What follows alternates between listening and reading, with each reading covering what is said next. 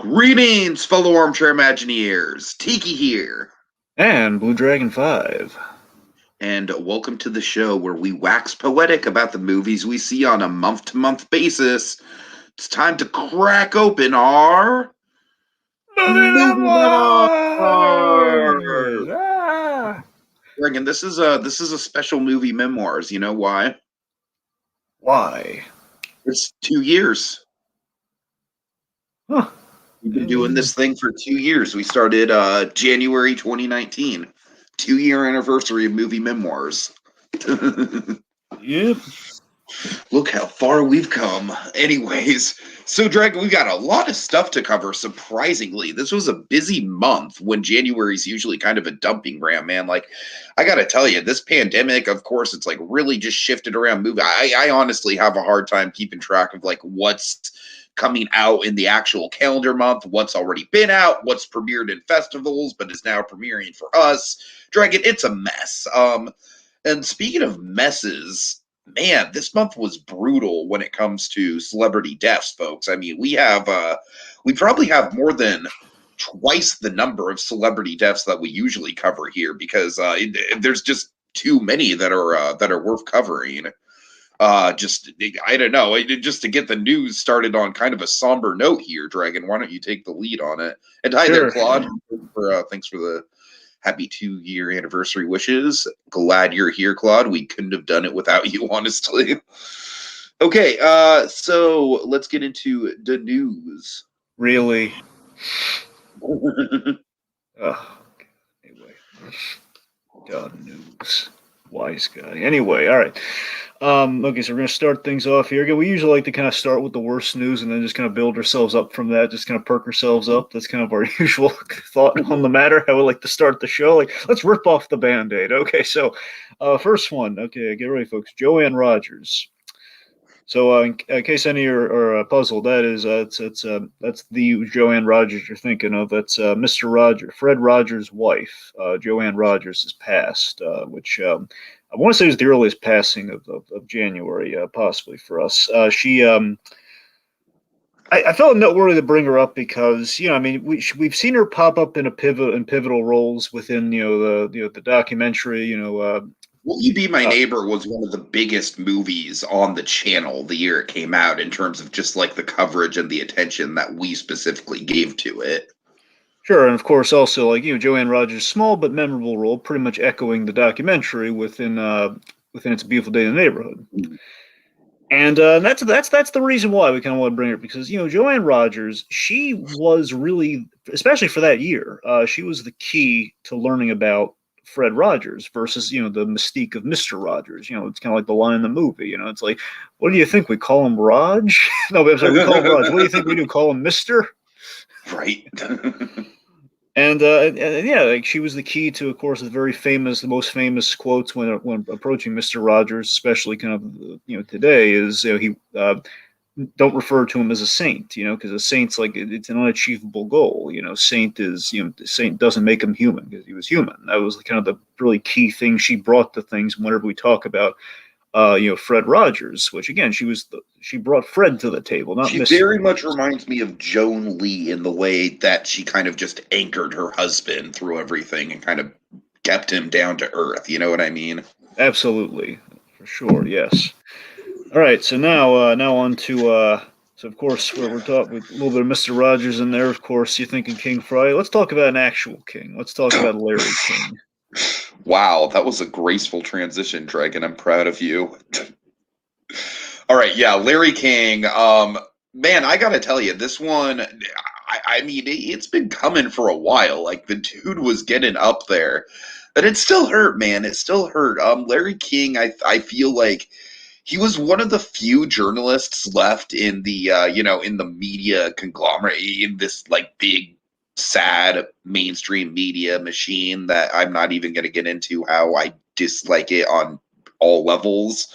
Um, both sides of the political party, frankly. Not going to get into that, but Larry King, Dragon. What I like about Larry King, and what I always liked about his delivery is, in spite of being like the textbook, like look it up in the dictionary, and you will see if you look up everyone's favorite grumpy old grandpa, that's Larry King. But the way that what I like about Larry King is that he never loses his grumpy old grandpa demeanor, in spite of the fact that he's willing to have a lot of fun with his guests and really get on level with his guests. And I feel like that that really kind of cemented his style. And I don't know, man, I really do. I genuinely, when I was in high school, I genuinely watched Larry King live on a pretty regular basis, depending on the guest. And I have a lot of fond memories of him. But I got to tell you, Dragon, I think I think the interview, the Larry King interview that I'm going to always fondly remember him for. This is going to sound super silly, but I mean it is the one that sticks out for me. The Dan Aykroyd interview, where Dan Aykroyd's basically just on there plugging his vodka. Which of course is really kind of funny, given that Larry King very memorably appears in Ghostbusters. And also in that Dan Aykroyd video, just to make a little bit of light out of the situation, he's like, "Oh, I can feel the libations beginning," like because he takes a shot of the vodka, and I don't know. It's just the reason I find that Aykroyd interview so endearing to me is because, like I said, it's like this guy, like Larry King, was probably expecting Dan Aykroyd to come on and just talk some Ghostbusters, have some fun. But instead, he's spouting this conspiracy theory nonsense and obviously just plugging his own vodka and just giving his own vodka just the just the royal treatment. But here Larry King is, and he's not saying a damn word about it, man. He's riding with it. He knows he's probably dealing with a crazy person at this point in Aykroyd. I love you, Aykroyd, but it's true. But he rides it out, man. He takes a toast with Aykroyd. So I don't know, for some reason that's stupid. Like it's obviously not nearly one of his most important or historical interviews, of course, but that one interaction, man, I feel like to me just defines Larry King as a personality. Well, Larry King, he was very much. I'm gonna tie into some of Claudia's stuff here in a second. Is that Larry King? He was the interviewing newsman. Of course, when you think newsman, I think Walter Cronkite, but the next guy I think of, Larry King, because again, that was like very much voice of the nation. This is voice of the guy interviewing people. This is like the interview, like kind of Nirvana. And he had the iconic look, the iconic personality. The man was just brimming with legitimacy. That was kind of the best thing about Larry King. He was kind of brimmed with CNN adult legitimacy. Like this is the big leagues. Larry King. It's the suspenders, the glasses. It's him. Right, me. I don't know why. I have a kingship with suspenders. I have an instant respect for suspenders. I can't tell you why. I don't know. Anyway, it's so weird that there's a B version of you. I know. So speaking of, you got the little suspenders and everything. Yeah. So that was my next point. So Claudia here says, remember when Larry King was a voice on Gravity Falls? So yes, one of the really cool things about Larry King is that he played on his own persona. He did TV and film appearances, usually as himself, or in some cases a variation of himself. Of course, most famous, probably the go-to, being B-movie. Oh my god, that to me is like the single greatest B-movie moment, man. It is. It's great. What's really funny? I don't know if you ever heard about this. You heard about the Seinfeld interview, didn't you? No, not particularly.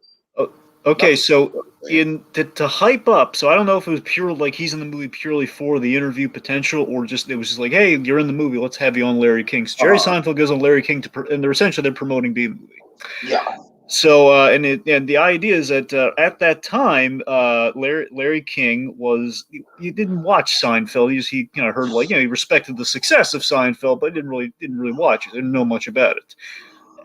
Anyway, so they contacted the Shrek movie. That's Doris. Everyone loves Doris. Yes, as Doris the ugly stepsister.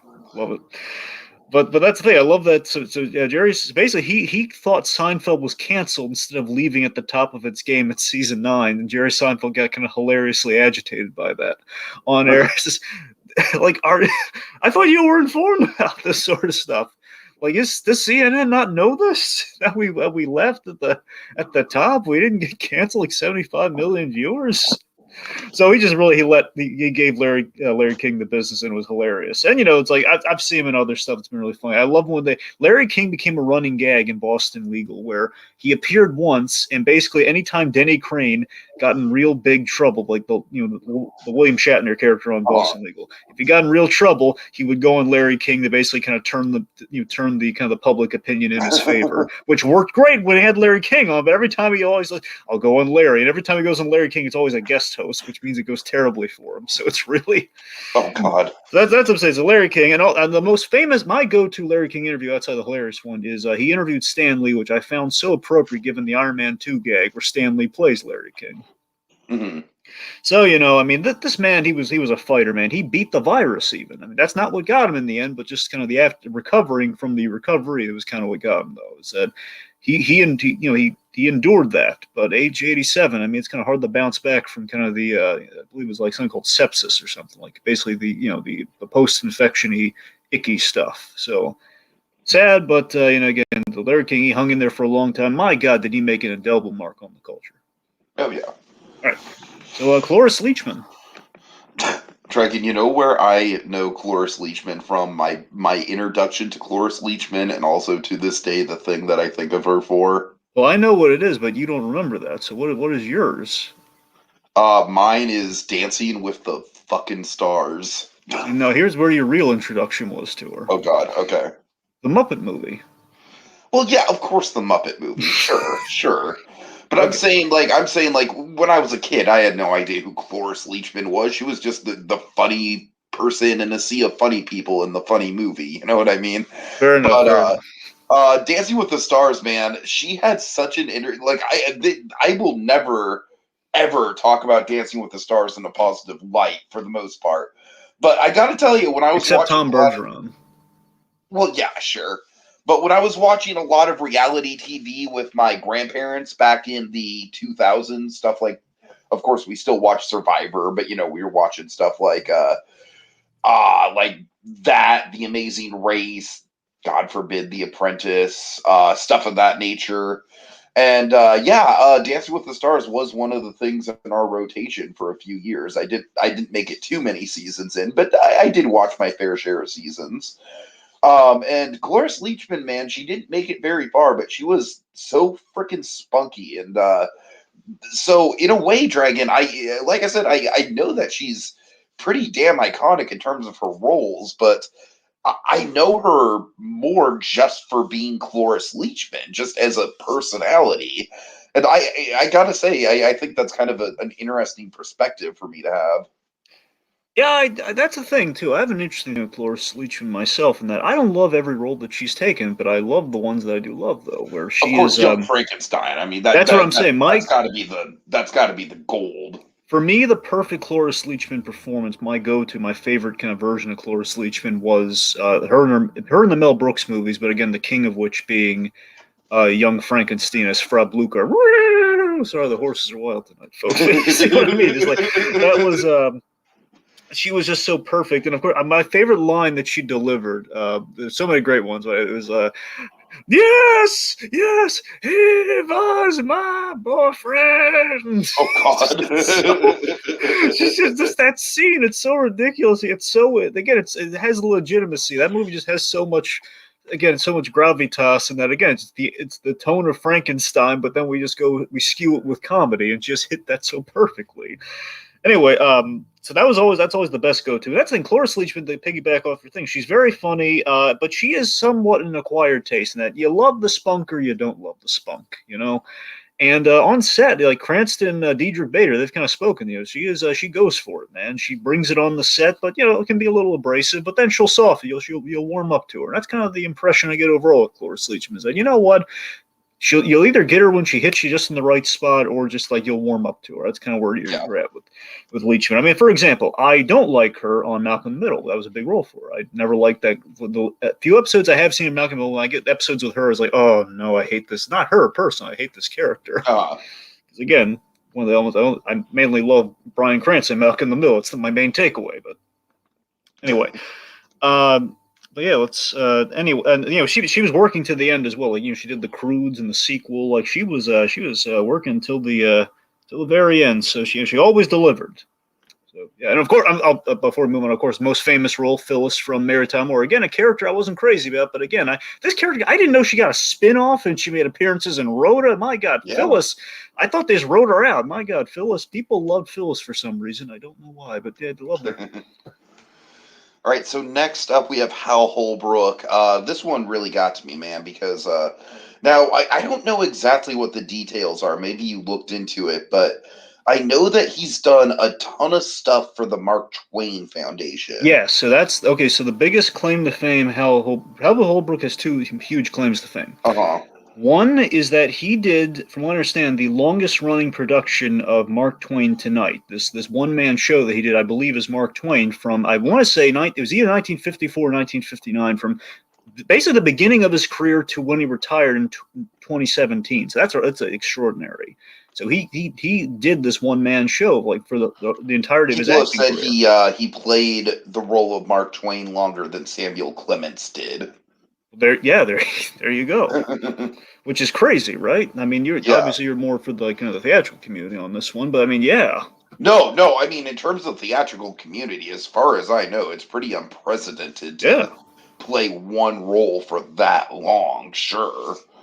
If anything, people will Godfather in a role and then maybe come back for a reunion or a revival or something like that. But no, it's incredibly rare. I don't know if it ever happens that one guy just, I mean, outside of course audio animatronic shows, which are a big loophole, and like, hey, Carousel of Progress is the #1 most seen show of all time, and I'm like, well, yeah, kind of, but I mean that's a weird metric to go by. But anyways, Dragon, the thing that I know Hal Holbrook from is the movie Into the Wild with Emile Hirsch. Did you ever see that? That's not the Henson one, right? Wait, what? No, It's no. got to do with Henson. No. Okay, no. You know, I know what I'm thinking of, and no, I haven't seen it, Tiki. Okay, so basically, I want to highlight this because he left a huge impression on me.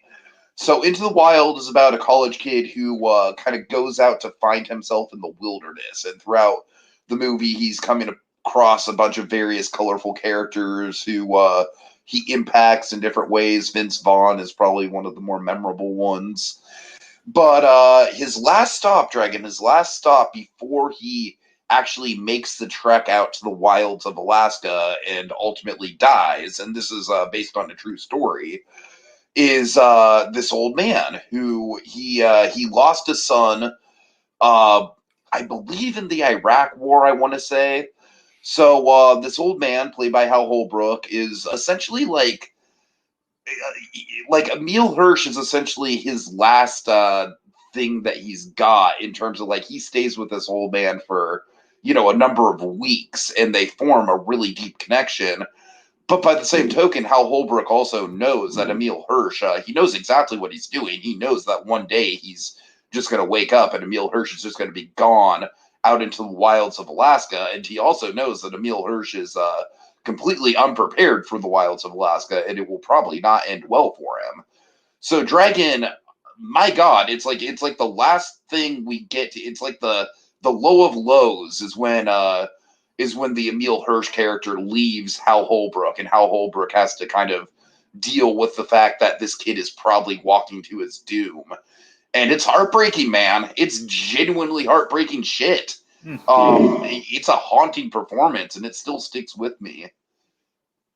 See, well, the other thing Hal Holbrook's really well known for, probably like one of the big landmark kind of roles. He was Deep Throat in All the President's Men. Ah, okay. The famous, like the guy who kind of rats out the Watergate thing with Nixon and everything. I have not seen All the President's Men. I need well, to I mean, even so, just like anytime you see it lampoon, like, okay, there's a guy in a parking garage, like in a trench coat and hat, and he's like, spilling the secrets under an assumed name. That's Deep Throat. That's him. Uh-huh. Anyway, also like, a little Disney connect with Hal Holbrook. He was kind of the Pa Kent figure in Hercules. Remember, like the adoptive. Oh yeah, totally. So that was again just the character actor Hal Holbrook is kind of getting that in there. So yeah, like I said, I mean, just that one small roll in Into the Wild just always stuck with me, Dragon. One of I the hear more you, man. Sometimes memorable. it's all it takes with these actors. Yeah. Sometimes it's they'll be that one, even if it's a little scene, if it's a little Well, moment. he must have like maybe 10 minutes of screen time in Into the Wild, if that. But it's impactful. Mm. All right. Speaking of impactful and things of such, we have Ron Rodecker. Is it Rodecker? Am I saying that right? Rodecker, yeah. Yeah, Ron Rodecker, who is the creator of Dragon Tales. Yeah, You this one remember? kind of bummed me out a little bit, Dragon. I'm Yeah, not gonna me too. lie. Once I found out who that was, like, oh, not Uh-huh. him. No. Yeah, I mean, I rest assured, I was never an actual fan of the Dragon Tales cartoon, but I think this is a super interesting guy, and Oh I yeah. honestly really I'm more of a fan of his artwork. Yeah, so for those who may not be aware, so Dragon Tales was essentially kind of spun off from Rodecker's. Rodecker's a really interesting guy, by the way. So Rodecker, He is. he was an artist who he became an artist after a near-death experience. He had a massive, heart attack, and after recovering from that, he was deathly afraid that on his tombstone would read he could have been an artist. Therefore, he became an artist, and he did essentially these dragon paintings in the style of what would eventually become Dragon Tales, and that kind of like when Monkey's parents have a few of them in their kitchen, actually. nice. Yeah. So yeah, and in the but yeah, so it kind of goes on, does the show, and basically it's here's the thing with Dragon Tales. I remember I think I was there for maybe like the first season way back when. I may have like kind of caught it when it was like up to the first season. Dragon when Dragon Tales was coming out, I was firmly in like the Nickelodeon kind of like Hey Arnold, Wild Thornberrys, Rocket Power phase. And so obviously Dragon Tales being a much younger leaning show and in comparison, it, I remember my little cousins were super into it, but I just I could never get to the level. But like I said, I respect the man's artwork and the man's story.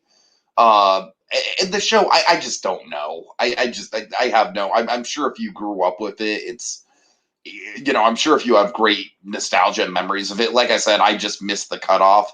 Just like I just missed the cutoff and being too old for something like Foster's Home or Avatar, even, which Lord knows I'm still kind of paying for. Well, sure. Look, I mean, look. At the end Anyways. of the day, like what I'm saying is, Dragon Tales had a really kind of nice. It basically was a nice, simple kind of PBS concept. Essentially, it's kind of is really what it was. It was very much like okay, two kids. They find a little dragon scale. They say a little poem, and they go to the land of the dragons, and they kind of hang out, and then they go back. It's pretty simple, pretty straightforward. All the dragons have a shtick. Mhm. And again, but with that art style, with that, it was just kind of like it was nice and simple. And the more interesting thing is that, again, the Rodecker, in the end, he would kind of reminisce about the show. People who would recognize it from the artwork. Yeah, Like yeah. and he would still sell his artwork after the show was over. And there was this beautiful story. I don't know if you've heard of it. I mean, I think you've heard about it, but it's he had a friend who was dying and who had his painting, and the painting was like a dragon holding a kid's hand, just walking down, like kind of walking down a meadow or something. It was like really innocent, really beautiful. And again, this artwork really touched this friend. He kind of was hoped that meant a great deal to him. It was kind of symbolic of where he thought he was going next. Just going to kind of walk off into the sunset. And it's kind of Mhm. the fact that his art kind of inspired things and kind of gave people a sense of comfort and joy. And he really he knew that, probably towards the end, he's probably thinking back to a moment like that. Yeah, it's definitely some profound imagery, even with how childlike it is. Certainly. All And right. lastly, this one, technically, we probably should have held off on this, but you know what, folks? I mean, this is pretty massive, and again, I think people might want to know about it. So, Christopher Plummer, this is hot off the presses. Christopher Plummer. Honestly, the only reason we should have held off on it on my end is because he is a much like someone like Paul Newman we talked about before. I obviously an icon, and he is like a blank spot on my pop culture resume. Dragon. I have not seen very many, if any, of his films. Well, I don't know. I think the ones I'm going to bring up, I think you might have a little bit of reference on. So Christopher Was he in Plummer. Caligula? Well, the funny thing about Caligula is probably almost everyone's in Caligula, so I can't tell you that. I don't know. Wait, no, I think I'm thinking of Peter O'Toole in Caligula. That's what I'm saying, because O'Toole's in Caligula as well as Malcolm McDowell's. Like a lot of people are like, a lot Yeah, of I'm hype thinking of culture Peter feels somehow O'Toole. we're I'm thinking but of Peter O'Toole. yeah, we can okay. Let's refocus here. So Sorry. Christopher Plummer. So The last thing I want to talk about Christopher Plummer right now is Caligula. So anyway, Christopher Plummer, legend in the business. He brought so much to his roles. Of course, the most iconic, kind of a big tomes of how the one he kind of got a little sick of is years later, a little bit, is a Sound of Music. He was Captain Von Trapp in Sound of Music. That's the biggie. I have never been a Sound of Music guy, Dragon. Here's the thing: Sound of Music. I saw it once, and I just kind of it's all I ever needed, so I've never gone back to it. Yeah, I honestly kind of same. And then when I saw the play, I was even less impressed. To tell Well, you if the I'm being truth. honest, all I really need is okay. I need the little hills are alive moment. That's it. That's all. And the play obviously doesn't really have the hills are alive moment in as sweeping of a fashion. So you really like what are you doing? What are we doing here? Exactly. Sound of Music is just, anyways. I don't want to. Okay, I but could go on on a to whole sketching about Sound of okay, Music. on to I feel like again, even he was kind of like getting a little tired of that one. Some of the roles I like to think he'd be happily remembered for in his in his case that he liked to look fondly back on that we loved a great deal. For me, the go to the best Christopher Plummer performance always meant a great deal to me. Charles Muntz from Up. Oh yeah, I always forget Hmm. that's him. I always, you know what's funny? I just feel like with Up, they do such a great job of just establishing everyone's character. I mean, obviously, you know Ed Asner is Carl, but when you're Hmm. watching the movie, you're like swept up in it. You're not really thinking that's Ed Asner. You know what I mean? Right, but that's what I'm saying. We have like two legends in that movie. You have Ed Asner, and you have on the opposite side of the spectrum, you have Christopher Plummer. These are two like Hmm. kind of age old staples of the industry. And again, Charles Muntz, of course, is fun like with the namesake, just kind of a fun like a bit of sinister little Disney history there with Muntz. But no, seriously, I just love this whole kind of this evil Charles F. Lindbergh meets meets Mintz. Um, Carl being basically this guy being Carl Fredrickson's childhood hero, the symbol that bonded him and his wife together, and this the symbol of everything he aspired to in life, going from like his dream of meeting his hero to an utter nightmare of him trying to kill him. Right, It's right. just again, and just of course, I mean the brilliant scene that he played too, of like the turn, where basically has like these knocking over all the wooden heads, talking about I've heard many stories of all these people, other adventurers coming here, a botanist surveying a plant, and an old man, his wife, an old man trying to bring his house on Paradise Falls. That's the best one yet. I can't wait to hear that. And it's just he's so menacing, and he just played that role so phenomenally. And like again, even though it's not like on camera, I just love that he's absolutely it's an actor's actor there for you. Mhm. Of course, Imaginarium of Doctor Parnassus was kind of Oh God. Oh not the best movie, but it's seriously his no, performance. it's really not. It's not, but he was good in that Dragon, movie. But I have a thing against late Terry Gilliam films, man. Late Terry Gilliam films are just, oh, they are so messy. They are well, so messy. Well, here's two later. Here's two later Plummer performances. One, I recommend this movie to you because it's really good. It has Pacino and he plays the agent of Al Pacino. It's in Danny Collins. He plays Pacino's agent. Oh, He's I've really heard of that. friendly. Yeah, yeah. That's really good. It's on Amazon. And the one, Okay. of course, the one you have seen, the other biggie. And honestly, this is like the perfect final note for him. Knives Out. Oh, fuck yeah. Of course, of Arlen course. Frombey. Yeah, And one, I loved him in the right. movie. Knives Out. It's all, again. I know he's got one more movie coming out technically, or no, I guess he had the movie's already come out. There's another movie after Knives Out. But I'm just so glad that Knives Out was the big success Yeah, that it is, and people are still talking about it just because Ryan Johnson took so much unneeded shit for The Last Jedi. he did. But seriously, though, isn't that like the perfect send off? Just giving a movie It that is. centers It around that is. character's kind of demise, essentially. But again, Right, he right. brought so much. Think about how much he did. He did so much with so little screen time. It's so little, but it's so pivotal to the Uh-huh. story. And you have like this beautiful dynamic between him and Anna de Armas, and it's like it's fantastic. I think it shows you like how again what a really good actor can do with a scene.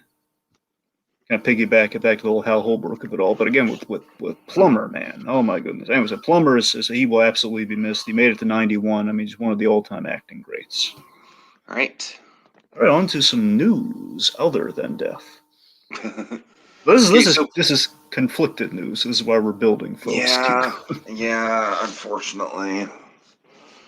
Oh, I want Barry so much. Barry, if you guys don't know, it's an HBO show starring Bill Hader, and it's fucking magnificent. I think it has the potential to be like the next in line to the Breaking Bad / Better Call Saul throne if they play their cards right. But season 3 and 4 apparently already written, but of course, with this goddamn pandemic ruining everything, they are waiting to film, which is super frustrating, Dragon. That is super frustrating. It's exciting that they have 2 full seasons, and maybe more to come even, but still, just, oh God, I want it, Dragon. I want it so bad, especially with that cliffhanger in season 2. Absolutely. Of course. So again, 3's been greenlit. 4 is basically like they're waiting to get if they get the okay for 4, it's already done and waiting, given this whole pandemic kind of state we find ourselves in. So that's good to hear. So yeah, they're ready to go with 4. But again, all I need is the okay to shoot again. So fingers crossed. But that was less the conflicted news I was referring to, Tiki. I was gonna one back. Oh, I'm sorry. Well, let's just cover the Barry thing really quick, and then I'm saying we already did. We just cover covered the. I'm gonna cover the Barry thing. I'm very much that. looking forward to it, though. So yeah. Okay. Yeah. So, Dragon, I feel like this is one of our white whales in terms of biopics. It is. So being the Ricardos is going to be the essentially the I Love Lucy biopic, but not necessarily just I Love Lucy. It's more so the Lucille Ball Desi Arnaz movie. And now we heard some of this in development before. We knew this was coming. We didn't have a title on it, and we knew Cate Blanchett was attached to be Lucille Ball. That was what we knew, and that was like perfect casting, right? Yeah, I think it's better casting than Nicole Kidman, but yes. So unfortunately, for some reasons, Cate Blanchett is no longer involved. Enter Nicole Kidman.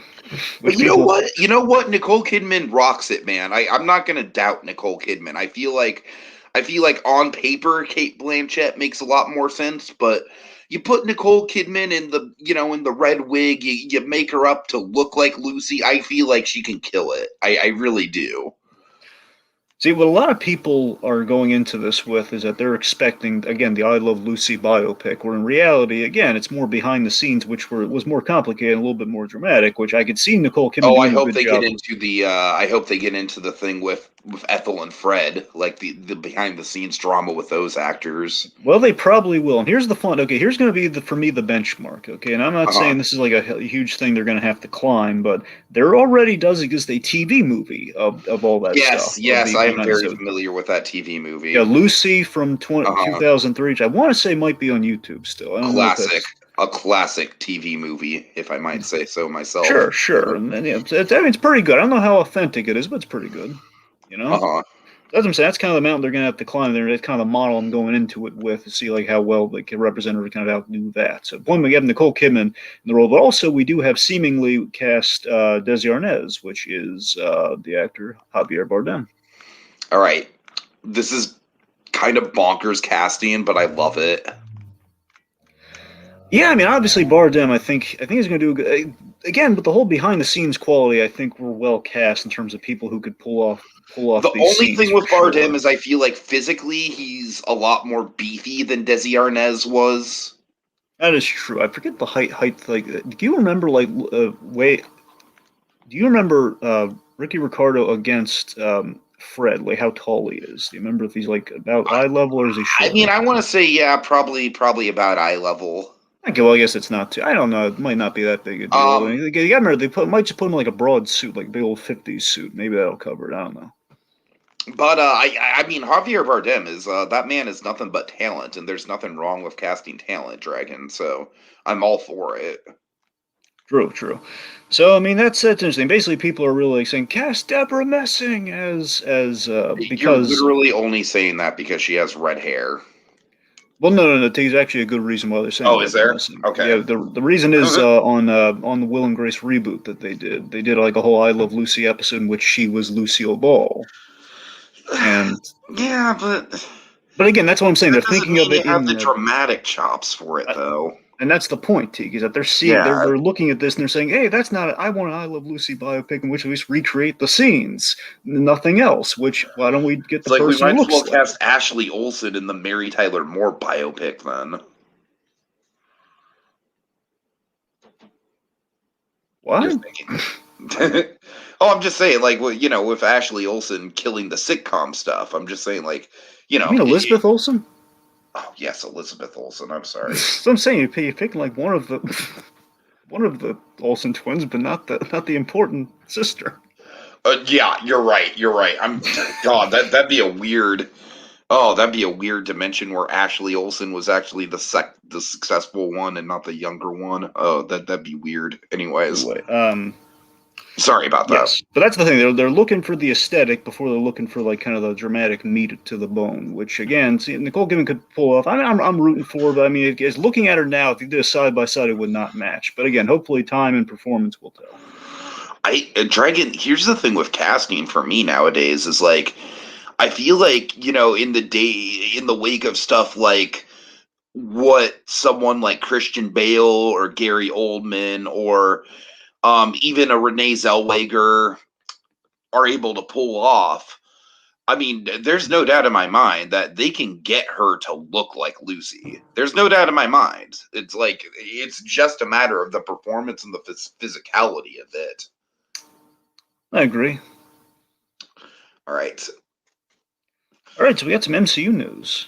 Yeah, this one's still wild, man. So it's just confirmed to me, Dragon. Deadpool 3 is happening, which isn't surprising. But the thing that is surprising to me is that first of all, it's R-rated, which we probably considered, but it's an official MCU movie, Dragon. That I am still having a hard time wrapping my head around that. I mean, worst case scenario, it's going to be MCU as far as Spider-Man goes, which means again, Spider-Man, of course, being kind of co-owned by Sony, but again, Disney owns Fox, so I mean, it's pretty much the same thing. The point being, it's MCU, yes, and they've said like R-rated MCU, so that confirms, yeah, it's in the universe, So and first of all, that also means more X-Men in the MCU, which of course, not going to talk too much about WandaVision, but if y'all are keeping up with WandaVision, you know what I'm referring to. yep. But yeah, but here's the thing: it's not mind-boggling news because I mean, as far as going back to Iger said that Deadpool was going to remain It's R-rated. still surreal to see it actually greenlit in the MCU, though. Yeah. Well, at the very least, Like you knew we were it gonna. makes me wonder what it's gonna be like. It makes me wonder if, of course, Dragon, you and I, oh my God, our big dream Deadpool 3 movie is basically Deadpool. Like basically, it'd be like a an entirely meta movie, pretty much like almost a pseudo documentary of Deadpool trying to get Deadpool 3 made now that Deadpool is owned by Disney and like Yes, the hurdles that he'd have to overcome. which Oh, again, I'd love that's that the idea. dream. That's the dream. Cool. So that thing. So of course, regardless, at the end of the day, I think Deadpool's still the closest thing we're going to get from that idea is that perfect world's going to be that. But if it's not that, it could be basically Deadpool. Deadpool's going to be he's going to be acclimating to the MC. So the point being, Deadpool is going to it's going to be like I'm not in Kansas anymore story within Deadpool in the sandbox of the MC. Regardless, any way you slice it, that's essentially the story we're going to be doing. Some people have said maybe we're going to do like the story Deadpool kills the Marvel universe only with Deadpool kills the Fox universe, uh-huh. which also sounds amazing, but I don't know if it's gonna if that's gonna pan out. But yeah, it could. But then again, current WandaVision stuff, anything's possible. Who knows? Okay, But we've got a couple interesting things from Claude. okay, I'm sorry. Do you have any more? no, just Say again, about I'm the just last point. many possibilities. I'm just happy this Deadpool 3 is happening. That Ryan Reynolds still attached to everything, so that's going to be good. Again, our Bob's Burgers writers, we'll see how it goes, but yeah, it should be fantastic. All right, so these two interesting pieces of casting for movies that you and I are probably not too interested in, frankly. Luke Evans has been cast as the coachman for Disney's live action remake of Pinocchio. I don't really get why, considering it. Correct me if I'm wrong. Luke Evans the one who plays Gaston in? Yes. And why will we double dip? I don't get why we're double dipping now. I don't understand this at all, just because the coachman is meant to be like some creepy old man who literally owns child slaves. Yeah, the coachman is creepy. So like I don't like this casting. I gotta say, I'm just gonna say it right now. I would cast someone like I don't know, like an Ed Asner, for example, because we know from Cobra Kai that Ed Asner can play nasty. Sure. I mean, look, Pinocchio had me with like, hey, Tom Hanks is most likely Geppetto. I mean, okay, that's it. That's interesting. And Is that the one that Del Toro's fucking involved in, or is it another one? okay, no, there are two. Okay, I know it's getting confused. There are two I know. Pinocchio movies. One is Del Toro, which I'm pretty sure is an animated movie, computer Oh, animated. yeah, you're right. Yeah. No, wait, no, not it's stop motion animated. It's a stop Uh, motion animated Pinocchio that Del Toro's doing, and then you have the one that Robert Zemeckis is doing, which is this one. gotcha. So that one. So I don't know if it's gonna be. We don't Oh, know. Here's the Zemeckis thing. We is don't. doing this. Yeah, Zemeckis is doing the Interesting. Pinocchio movie now, and we know Tom Hanks is going to play a role, presumably like Geppetto or something. Now, what we don't know that 100%. We just know he's going to be in it, and what we really don't know is how much if there's going to be mocap involved, like, which has been Zemeckis' style for the longest I time. mean, I'm sure there'll be some mocap Yeah, involved. I'm sure some For like that. with Pinocchio. I'm going to assume. I'm really hoping it's not just directly like that Mars Needs Mom style, because that That, style needed to die in the early 2010s like it yeah. did. I'm hoping it's a mix. I'm hoping it's a mix, but what I'm saying this Luke Evans news. I mean, I wonder if their plan is like, hey, Luke Evans, and we're going to mocap him to look like more like the traditional coachman. Potentially. That's interesting. All right. But I mean, if that's the case, why not get someone like Ed Asner? I don't get. Anyways. All right. Okay, Jim Gaffigan is playing Mr. Smee in Disney's Peter Pan and Wendy, which is, by the way, for the record, that is like the unless they do something interesting with the story, like make it a sequel or something like that, a la Mary Poppins Returns, then I'll be interested. But if it's just a straight retelling of Peter Pan, I couldn't be more bored by the idea. But Jim Gaffigan, I like the idea of him as Smee. I think that fits. What do you think? I mean, Gaffigan seems on brand. I mean, I'm not a huge Gaffigan guy, but you know what? Him as Smee, I could buy it, you know. Claudia, what is Star? Are you talking about Star versus the Forces of No. Well, oh, I'm sorry. You might be right. I thought he was talking about Star as in like the foreign, you know, like basically you're getting the 18 and up portion of Disney Plus overseas is called Star. Man, Now, I think he's actually talking about Star 4. I think you're actually right. You guys jumped the gun on. I think it Claude, is can you Star. confirm that? When Star comes to Disney Plus. Yeah, I'm pretty sure you're right, Teague. I'm pretty sure he's talking about that Star. But in terms of Star coming to Disney, in terms of the over 18 thing, I just think it's like the biggest missed opportunity ever that they're not marketing it as Disney 18 plus. Hmm. I love the idea of like Marvel calling it like like the Max imprint or Marvel Knights or something. That'd be awesome if they kind of like called the some of the older Marvel stuff that. But anyway.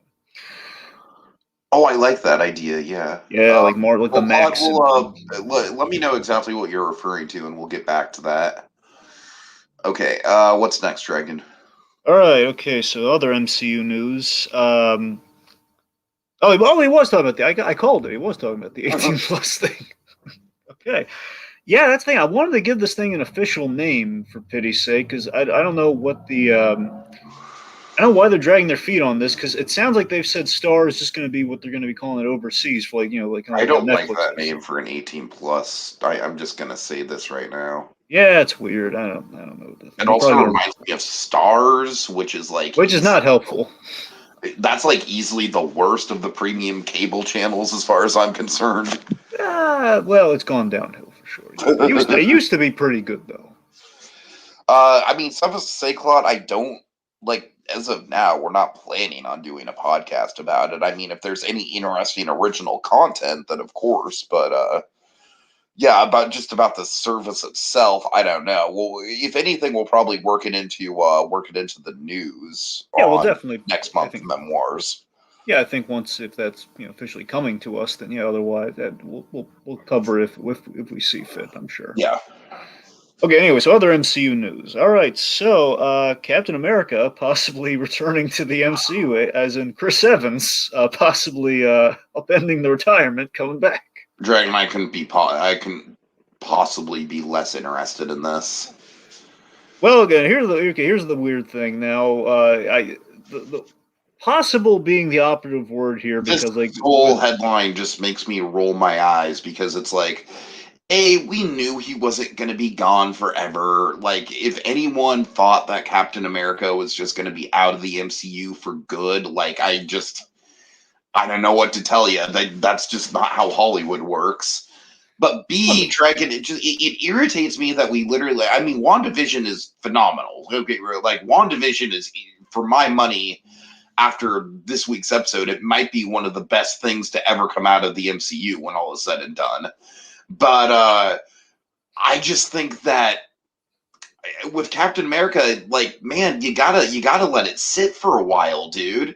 That's how I feel. I mean, I think if they brought him back at all in Phase 4, it should be Old Man Cap. And Phase 5, yeah, sure, let's go crazy. Let's get nuts. Bring him back entirely. Do the Chris Evans returns thing. Robert Downey Jr. will probably be there as well.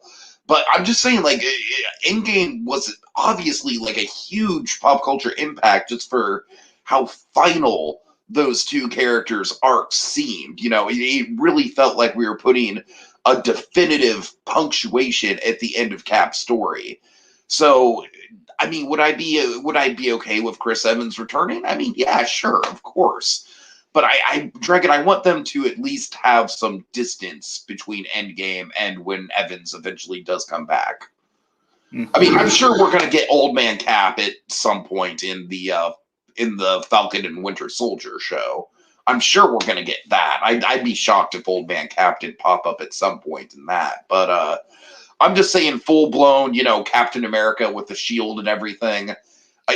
You gotta let it sit for a while, man. That's my opinion. Well, I mean, TK use Cap as like a shorthand. I mean, Chris Evans, aka Steve Rogers, is going to be back. I'm not saying Cap is. I mean, it's it doesn't mean he's going to be back in the suit or anything. He's probably going to be Old Man Cap, yeah. But so that, of course, the big thing to take this with a grain of salt is that Chris Evans in response to this is saying, well, that's news to me. So, but then again, Tatiana Maslany playing She-Hulk, she's denying, and then she ends up being She-Hulk. So it's kind of hard to get a bearing. That was a roller coaster, Dragon. That was a roller coaster because I was like, oh my god, she's perfect. It's great casting. And then it's like, oh no, I guess I got my hopes up. And then it's like, oh no, she actually is She-Hulk. So that's the thing. So this might be a case of that for all we know. Because I mean, for me, I thought it was a little suspect. But then, well, I mean, again, you can always do Old Man Cap, and also the other thing people are kind of forgetting about, you could always just do like flashbacks or like more PSA stuff, like we got at the end of that Spider-Man. Mm-hmm. You could always just kind of come back and if you want young Evans, you could do that. Otherwise, it's going to be old Steve Rogers. If he pops up in anything, here's the thing: it's always a question of how far into the shooting. If this, we don't know how secretive this is. In a perfect world, we kept this under wraps, and he's going to pop up in Falcon Winter Soldier. Perfect world, like as Old Man Cap. I'm just saying, with everything they're doing in WandaVision. Frankly, the idea of Old Man Cap showing up in Falcon Winter Soldier, to me, feels expected at this point. I mean, my instinct is that if I'm just taking things at face value, is that he'll pop up as Old Man Cap in Secret Invasion, which is a couple of years away. So I don't think we have necessarily have but just Phase 5 essentially, Secret Invasion. That's probably one we're going to get. And he would logically pop up in that story, which that's probably going to be like the big kind of next Avengers level event. By the way, like we're going to get on the small screen, if anything. When that happens, that would like bring him back into the fold. Otherwise, again, it's like I think Captain America does have the perfect out. Therefore, it's like I wasn't necessarily expecting him to come back, because if Evans isn't going to come back, I was a little hopeful of getting Old Cap maybe popping up in Falcon Winter Soldier. But I figured, well, if he's not coming back, he's not coming back, But because again, if like the actors don't renew if they're at the end of the contract, I mean, Downey Jr. would be highly doubtful he's going to come back.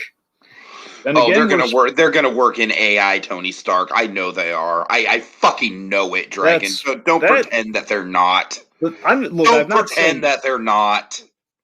I'm just saying it's. I mean, again, the big theory being Riri Williams is going to have Tony Stark as her AI, which again does sound. It sounds like, again, if they can like load out a truck of money, then sure, maybe. That's what I'm saying. The question is, how much money are they willing to expend on our actors? Well, yes, I do think that WandaVision is going to get a second season. It's going to be called Doctor Strange and the Multiverse of Madness. Thank you very much.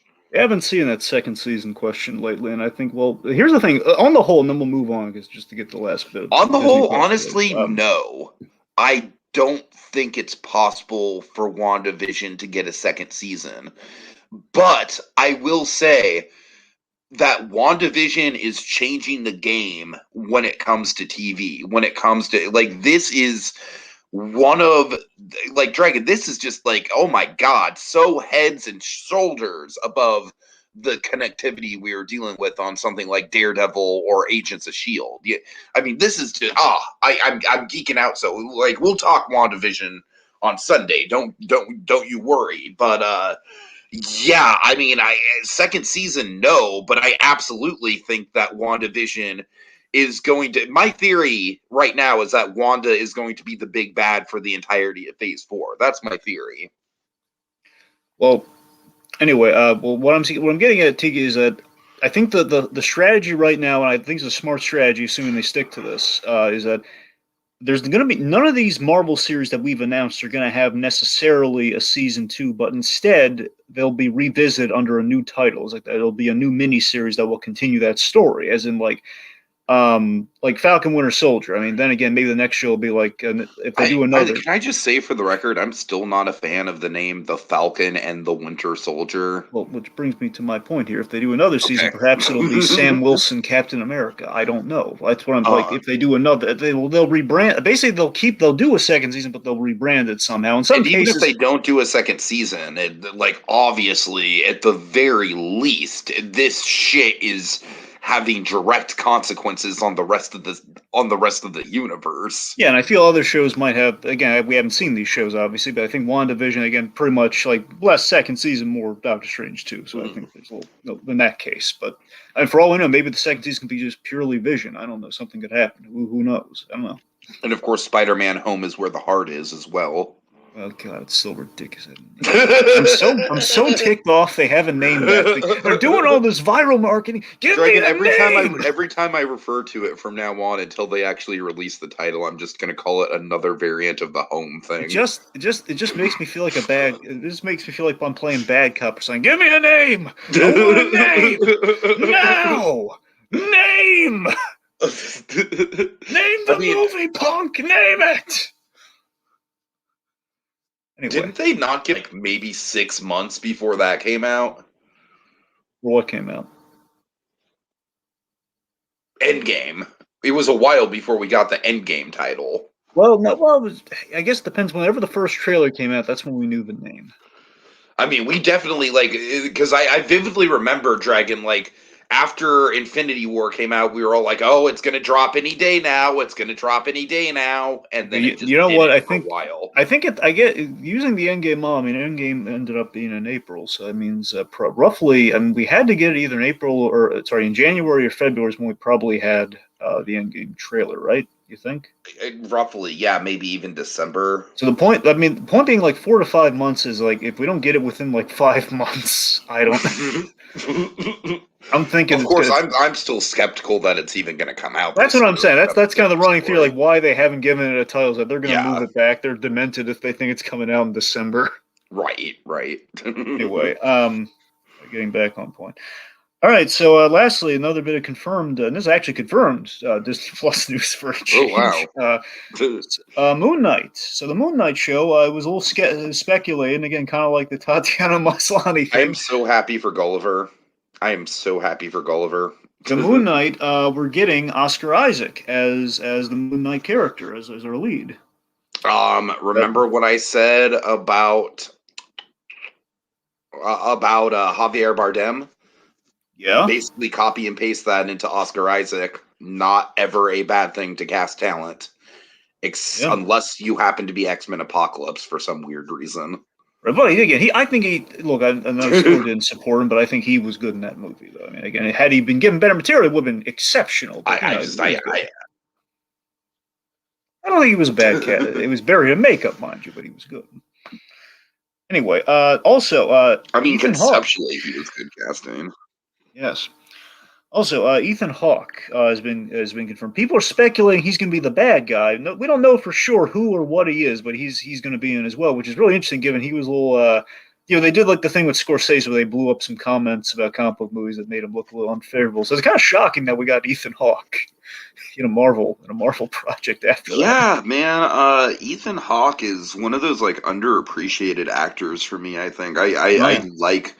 I like just about everything he's ever been in, frankly. I liked So him in yeah, Gattaca.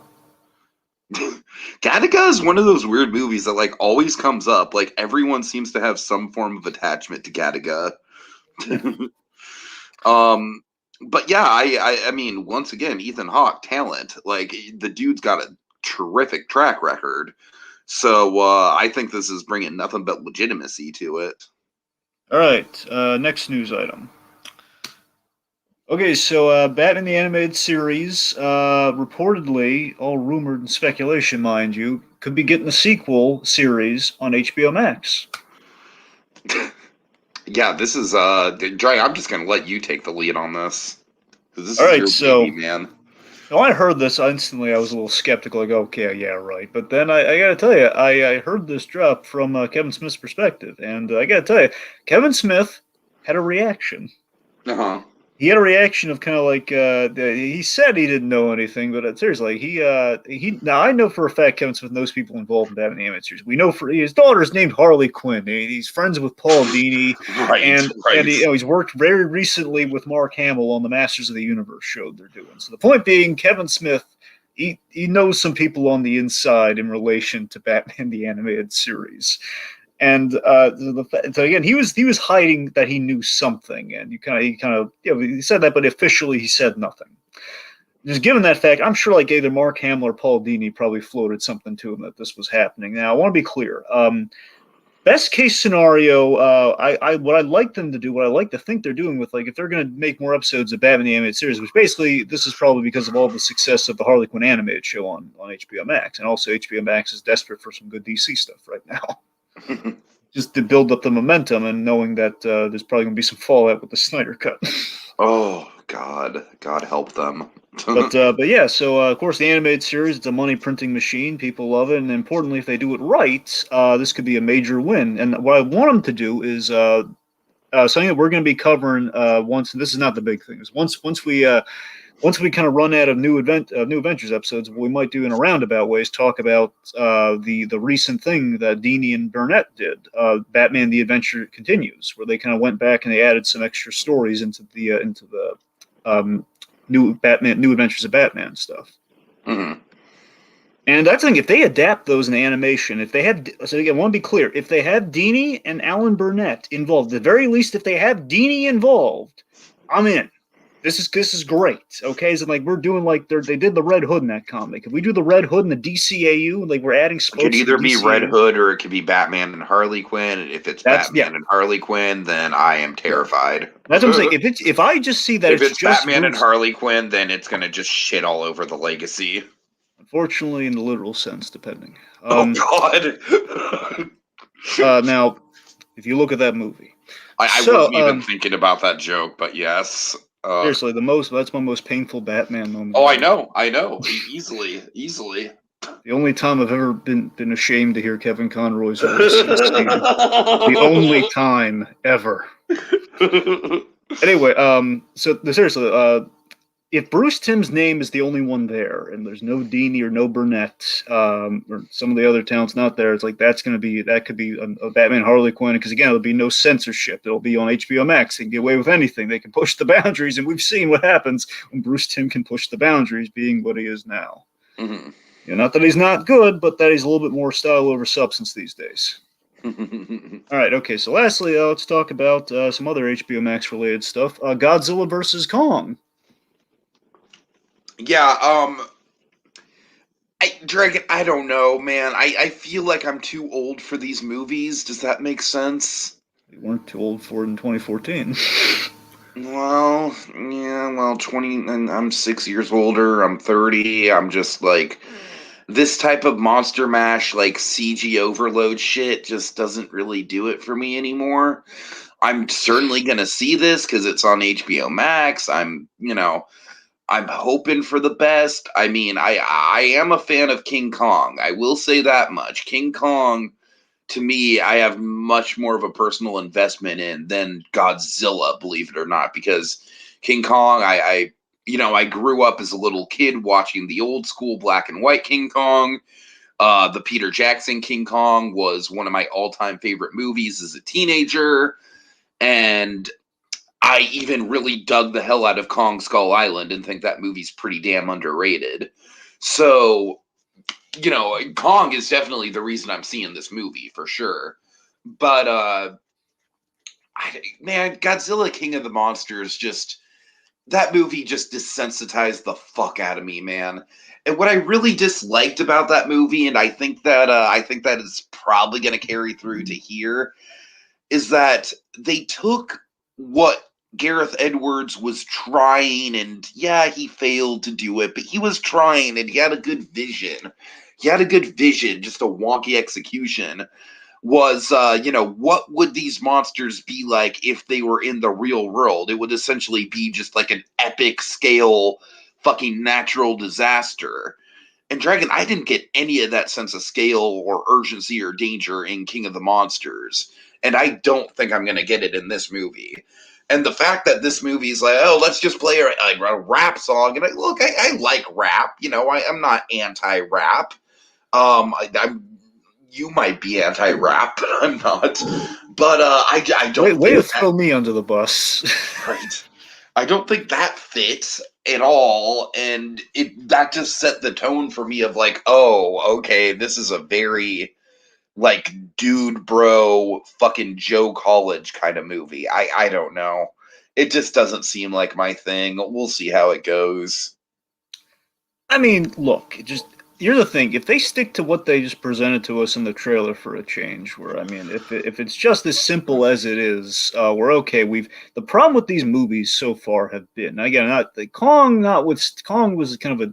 I mean, even Kong had this problem too. I don't think with Kong, Dragon, I have the asterisk that Kong actually had compelling characters in it. Not all of the characters were compelling.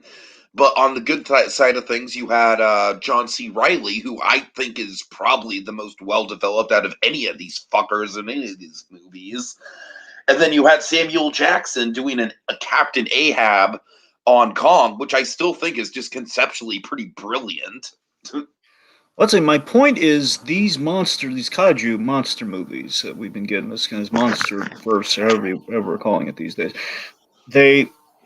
there's been too much focus on the human element, and I'm not saying it's bad, because again, look at Act 1 of that 2014 Godzilla is great. Act 1's great. If they just hadn't killed off Cranston. I know.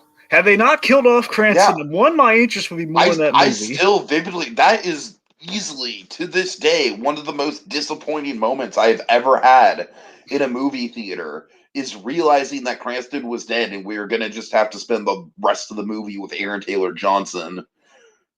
Again, so the Act 1 and oddly enough, Elizabeth Olsen. Yes, oddly enough. So again, Act 1 had that kind of that boots on the ground. Like, that's what we need from the human story. We want to see the impact and the direct impact, and keep it simple. And again, there's an Dragon, I'm sorry. I know we love the woman. I know we praise her name to high heavens. But Vera Farmiga didn't help King of the Monsters. If anything, she hurt it. I'm going to be very clear. Okay.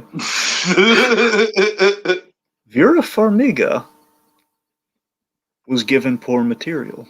Yes, she was. Okay, that was not her fault. She was given bad material, but she did the best she could with it. The character hurt the movie, not her herself. There you go. But my point is, so again, like you get into the gods, that movie had like a villain problem. We didn't need a villain didn't need like a human villain in a Godzilla movie that has King fucking Ghidorah in it. Exactly. So that's the point. So the fact is, we keep going overblown with the human element, and if the trailer presents what it is, we have two very simple human elements: Dr. Guy, who was Kyle Chandler, who was essentially he's the guy saying something's wrong with Godzilla, he's going bad. Well, we'll talk about Kyle Chandler.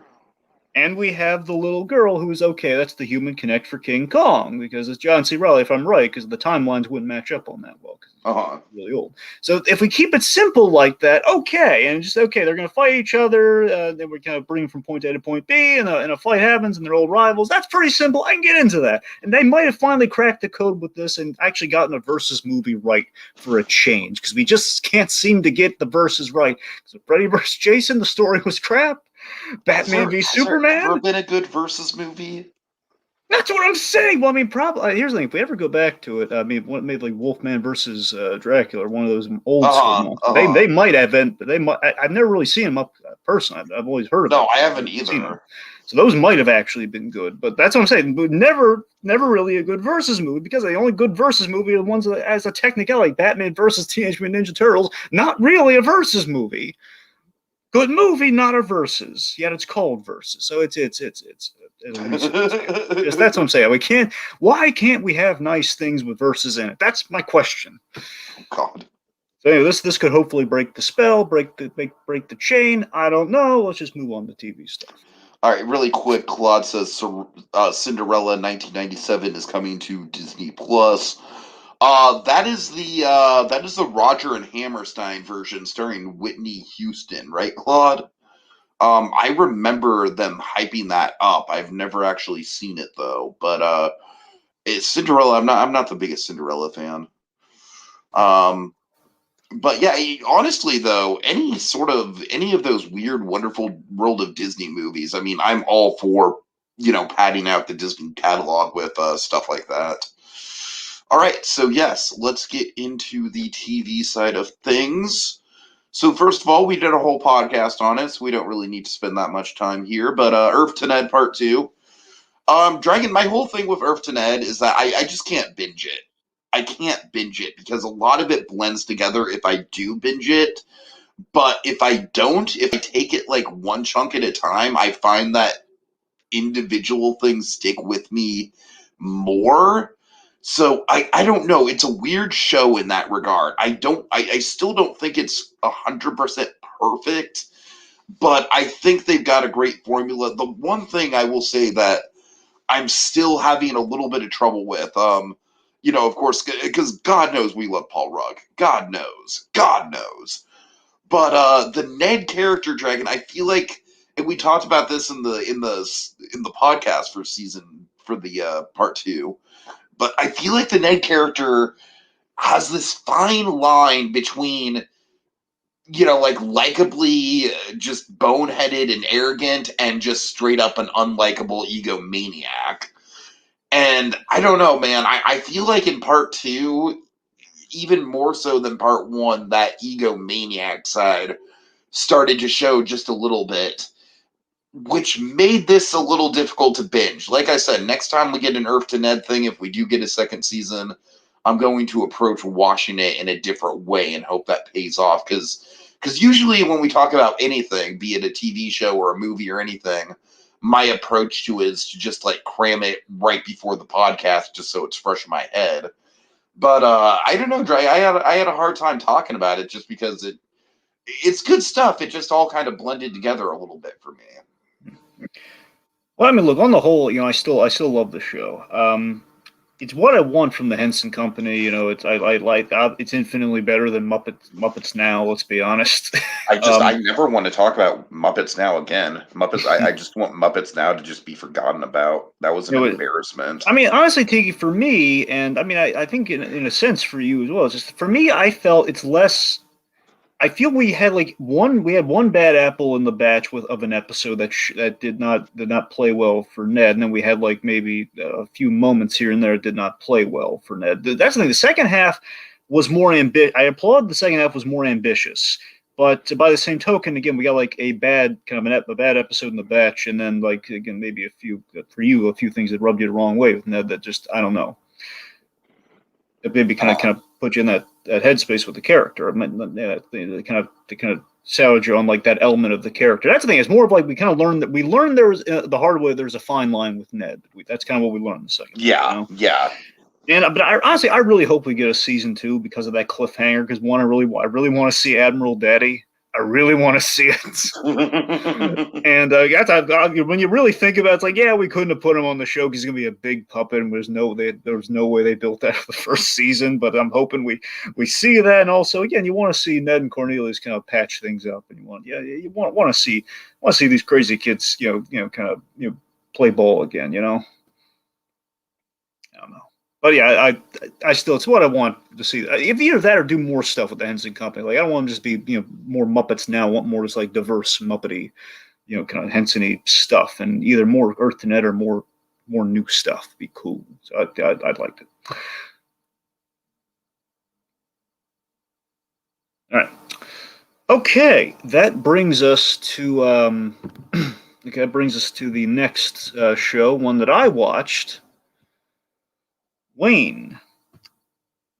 Okay, so Wayne is all right. So Wayne is kind of like Cobra Kai. Wayne was a YouTube series, one of the YouTube originals that was saved by a streaming service. Ended up on Amazon. It ended up on Amazon. Hopefully, it'll get like a season two. Fingers crossed, because it's one of the shows where it seems to be kind of at the end of its run. Amazon kind of poached it, and perhaps the Amazon studio could, if it gets enough attention, which it seems to have gotten some decent attention, it'll get renewed. But long story short, Wayne was the show that Rhett Reese and Paul Wernick, the Deadpool writers, they produced. So again, they didn't write this. I think they wrote one episode, but they oversaw it. So recent work, and I love these writers. I support these boys, whatever they do, because they're really great. They do great stuff.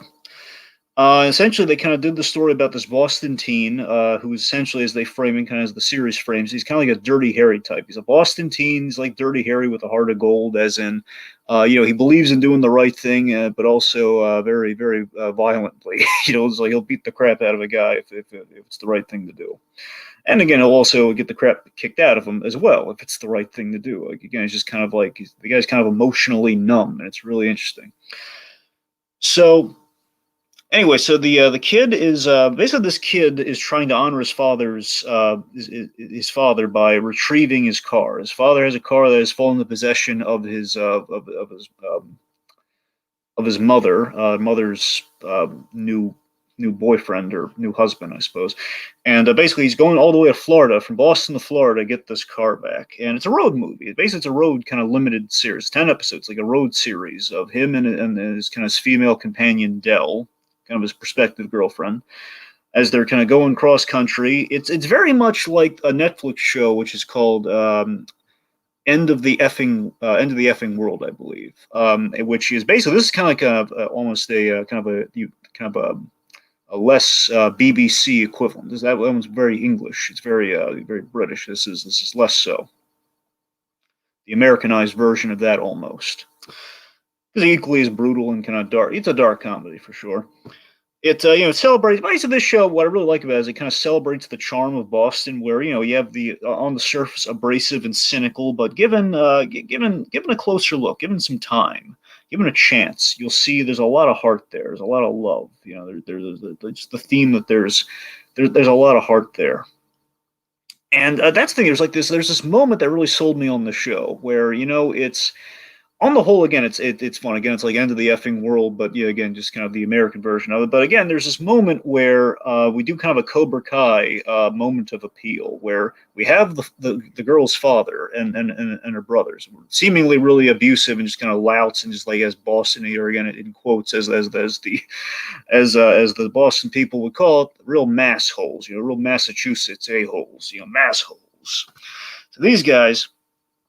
They are, they're seemingly just really like, oh man, those guys deserve the whooping that they got from this kid. But then we see things from Dell's perspective. We see Dell's family in a new light in this one episode. We see like, okay, these guys, they do love her, and there's a lot of like factors that play with their family, kind of turned them like that. And again, with kind of the Boston kind of filter, that kind of made them a little more rough and tumble news. The points we had later. Jumping in, Dragon. I'm sorry. Is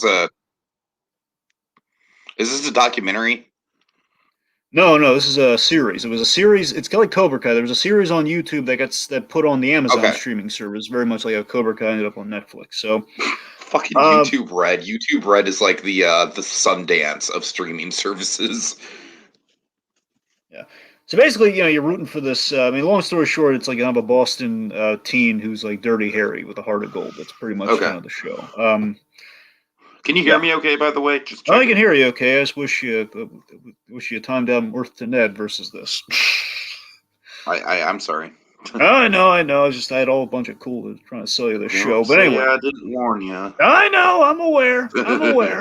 I'm mad at the fates, not you. Anyway.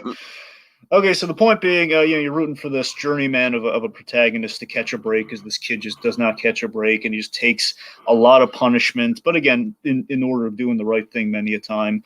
This show really could use a season two. There's the big dot dot dot at the end of it. I mean, it could be like a dark kind of a bittersweet ending. But again, I think there's hope for a season two. It can only get on Amazon because the show kind of reached an end funding wise. Um, I love Michael O'Malley. He plays the principal character in the show. He's great. And Sergeant, the cop character, is fantastic in this. So Sergeant Geller is this really zen-like cop who had a near-death experience. Who's like on the kid's side. And he's tracking him cross country to try to reach him. It's really fun, really great. So on the whole, the show is kind of crazy and violent at times, but it really fits the tone. This is like a dark comedy of the finest. Tiki, you never saw that show, End of the Effing World, did you? No, I did not. No. Okay, well, Tegan, let me put it this way. I really recommend this for you. Rhett Reese and Paul Wernick produced this, the Deadpool writers and the Zombieland writers. I think this is Uh-huh. really up your alley. You might want to really look into this. It's called Wayne. Wayne. Okay. What? It's on Amazon. You It's say? on Amazon, 10 Okay. episodes. Yeah, it's real good stuff. How long are the episodes? I want to. My instinct is like they're. I don't think they're long. I want to say they're like 30, 40 minutes Okay. ish. Like again, it's really similar to Cobra Kai. There's a chance it could be an hour a pop, but I'm not. I don't think it. I think it's like maybe close to an hour at most. Gotcha. Okay. All right. So Dragon. I watched Night Stalker: The Hunt for a Serial Killer. Did you So did check I. this out? Okay. Dragon, I think I'm reaching a plateau of my interest in this true crime shit. I gotta say. Plateau's not a good thing, is it? No, I'm kind of leveling off in terms of like I'm not really like it's interesting. Like for me in true crime shit right now, it's I feel like I'm in this weird place where I'm both desensitized to it, but it's also hitting me in a weird place mentally. Like I feel like I feel like it's affecting me more than I used to, just on a day to day, like, affecting my mental health. And I got to admit, Drink, I'm kind of just like, this has nothing to do with the quality of the show. I think it's a good show. Frankly, I'm a little bit over this BS of like, oh, it's 2 or 3 episodes. It's a mini. I'm like, why not just make it a fucking documentary at that point? Like, I honestly, Dragon, that's the. I know it's silly. I know, like, all my complaints literally have nothing to do with the show itself, and the show itself is good. It's well told. It's compelling enough. I've heard a lot about the Night Stalker before, so this isn't exactly anything that blew my mind in the same way something like An American Marriage did. But yeah, like I said, I think I just need to sit out some true crime stuff for a while, Dragon. Because like I said, I've seen a lot of what the true crime genre has to offer, and frankly, I feel like this one was a little exploitive in a way that I feel like Netflix is kind of infamous for, just in terms of like there was stuff shown visually in this one that I was just frankly a little uncomfortable with. And I feel like that's where the not affecting my mental health in a good way kind of came into play. And I mean, overall, it was decent, but I can't say I enjoyed myself watching this one. I mean, this one was mostly just because I knew I needed to get. Because basically, Dragon, my TV watching this month kind of got derailed, as you know, by my dad and I slowly going through Cobra Kai. So my TV was a little light. So this one was just kind of like an obligatory, like I need to get something in for memoirs. And yeah, man, I don't know what to tell you. I just, like I said, most of my issues with this have to do with just me personally, and just the fact that I'm really sick of these, like 2, 3 episode miniseries posing themselves as series when they really should just be just a long 3-hour documentary. I feel like it'd be a lot more digestible that way. I don't know. Like I said, man, in terms of the genre, you and I used to be super into it, but I feel like I'm kind of leveling out with my interest in it. This does not fill me with hope for you watching Making a Murderer. Now I'm starting to feel deflated. Anyway. I'll still check out Making a Murderer. That shit's iconic. I need to check that out eventually. What I'm saying is, I really want you to watch that at some point. No, I mean, Dragon, with Making a Murderer, it's just a matter of, like, at this point, I'm not even worried about the headspace thing like I used to be. It's literally just a matter of, like, actually finding the time to do it.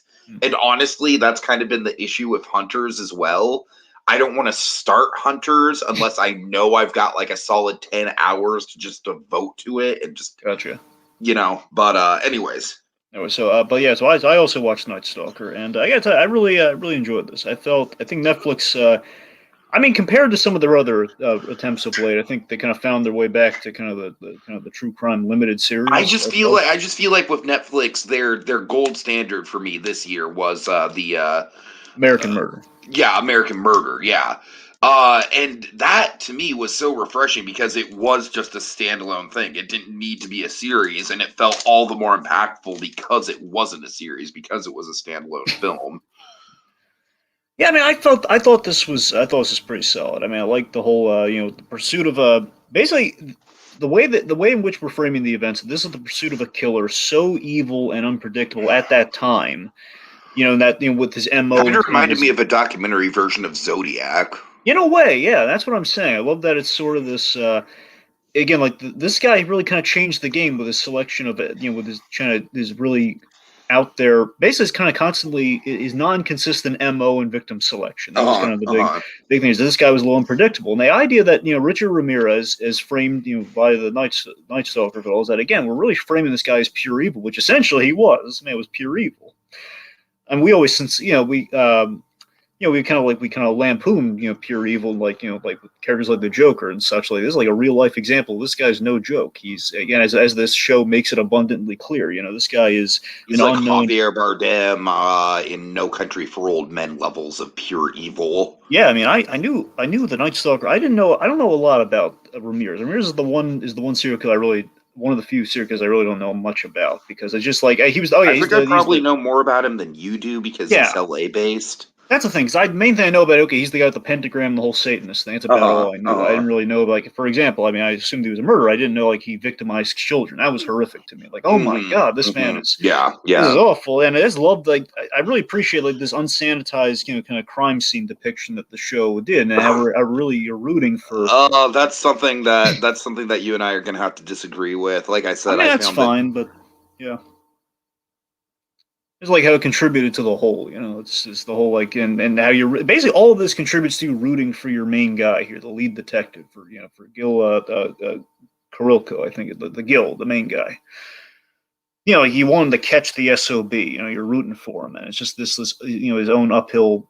I love that he's going through his own uphill battle. Like, this is like the rookie guy, like, hey, guys, this guy's changing his MO, which sounds like, okay, you're the rookie who wants to make his case. He wants to get the big serial killer, like, right. See, serial killers, Junior, they have a way of doing things, and this guy can't change his methodology. What are you, stupid? Come on. So I love that you're rooting for this guy. Like, come on, he's gonna, we gotta get on his side here, and you're rooting for. I guess in a roundabout way, what I'm getting at is I like how we are depicting the horrific truth in its totality. Just we're depicting the horrific truth just as it is, in order to avoid the serial killer, fandom effect, where it's like, oh my God, you're rude, like in that perverse way where sometimes, whether it be intentional or not, and I'm not trying to defame the audience member here, but sometimes you're kind of led down, okay, the serial killer, like kind of a la Dexter or something, kind of a bad comparison here. It's like, okay, we are rooting for the killer because he is kind of our main focus right now, which we're not supposed to root for him, but that's kind of the effect that happens sometimes. And this show does not suffer from that. It does not have that problem whatsoever. So no worries there at all. All right, so Night Stalker I felt was kind of I thought it was a good return to form. I thought it was pretty good. Again, it's been a little. Netflix hasn't quite gotten to their true crime kind of series fix in a while. And again, Tiki's absolutely right about the whole American Murder thing. But it's just series wise. Again, I think this is kind of like the last remarkable true crime series they had on Netflix for me was The Pharmacist. That was the last mind bending one. Like, oh my god, this is fantastic and riveting. So we're not quite there at The Pharmacist, but we're like maybe a rung under The Pharmacist with this. We're measuring up to The Pharmacist, and maybe best case scenario we're going to hit we're going to make it a murderer again one day. Fingers crossed. All right. All right, next would be Carmen Sandiego season 4. Now, Carmen Sandiego, of course, I've gone on about how much I love this show, and I still do. And apparently, this kind of a bittersweet experience for Carmen Sandiego. I usually loved like the binge Carmen Sandiego. Last season was really short. They had kind of like basically they kind of a season in quotes. It was like five. It was literally like 5 episodes, and it was pretty much like it sounds like they were going to do a full season, but maybe I don't know if it's because of the virus or what. They had to cut some stuff back. They had to split it up. I don't know. However that happened. Regardless, this is the final season of Carmen Sandiego. No more after this. Like, this is the ending, and I gotta tell you, folks, very satisfying ending. I was very satiated with how things wrapped up. I love this show. Again, it's very much Netflix's Kim Possible. It's kind of like what if within the whole where in the world's Carmen Sandiego model. Like, what if we added more characterization to it? What if we added a little bit more? It was less like, hey, lady in a funny hat is giving us an occasion to learn. Where it's, the educational element is there, which is great, and feels really natural. But there's character along with the educational element. So, anyway, yeah. So again, talking about the last season of Carmen Sandiego. I love the payoff in a lot of things, like the arc on Clive Devino. Really quick, Dragon. Yes. Yes. Hello? Yes. Oh, I was just going to say really quick. Now you know why I didn't want to record. You there? Yes, I'm here. They didn't say you didn't. Yeah, I can hear you. Oh, God. Okay. Just want to say really quick. Now you know why I didn't want to record anything yesterday. This was the issue. The issue. You should have led with that. You could have mentioned. Yeah. All right. I just didn't want to freak you out with the computer issue stuff. I just need to figure it out. But yeah, I didn't want to do anything pre-recorded on Skype. Anyways, go ahead. Anyway, so I'm talking about the last. So this is the last season of Carmen Sandiego. They wrapped it up. The whole series. Oh, okay. Man, I really need to just binge it all. You've been nothing but you've had nothing but praise for it. And as you know, I vaguely have a connection to the guy who created Carmen Sandiego. I know. That's what I'm saying. Tiki, seriously, this show. I mean, man. it's not much of a connection, mind you. It's not, like my sister was not even me. I wasn't friends with this guy. My sister was friends with the guy whose son was the guy who's. I'm sorry. My sister was friends. I get it. Yeah, my sister was friends with the son of the guy who invented Carmen Sandiego. Right. I met him like once or twice. Not the guy who invented Carmen Sandiego, the son. So it's a weird 6 degrees of separation thing. 47 degrees of separation. I got you. And then my Mohinder Suresh connection, which is even more obscure. Yes. Anyway, but I mean, there are a lot of great payoffs. Like she has this kind of Inspector Clouseau, kind of meets J. Jonah Jameson character, Clive Devino, who is like really against her, who's kind of like he's coming around this season, which is good.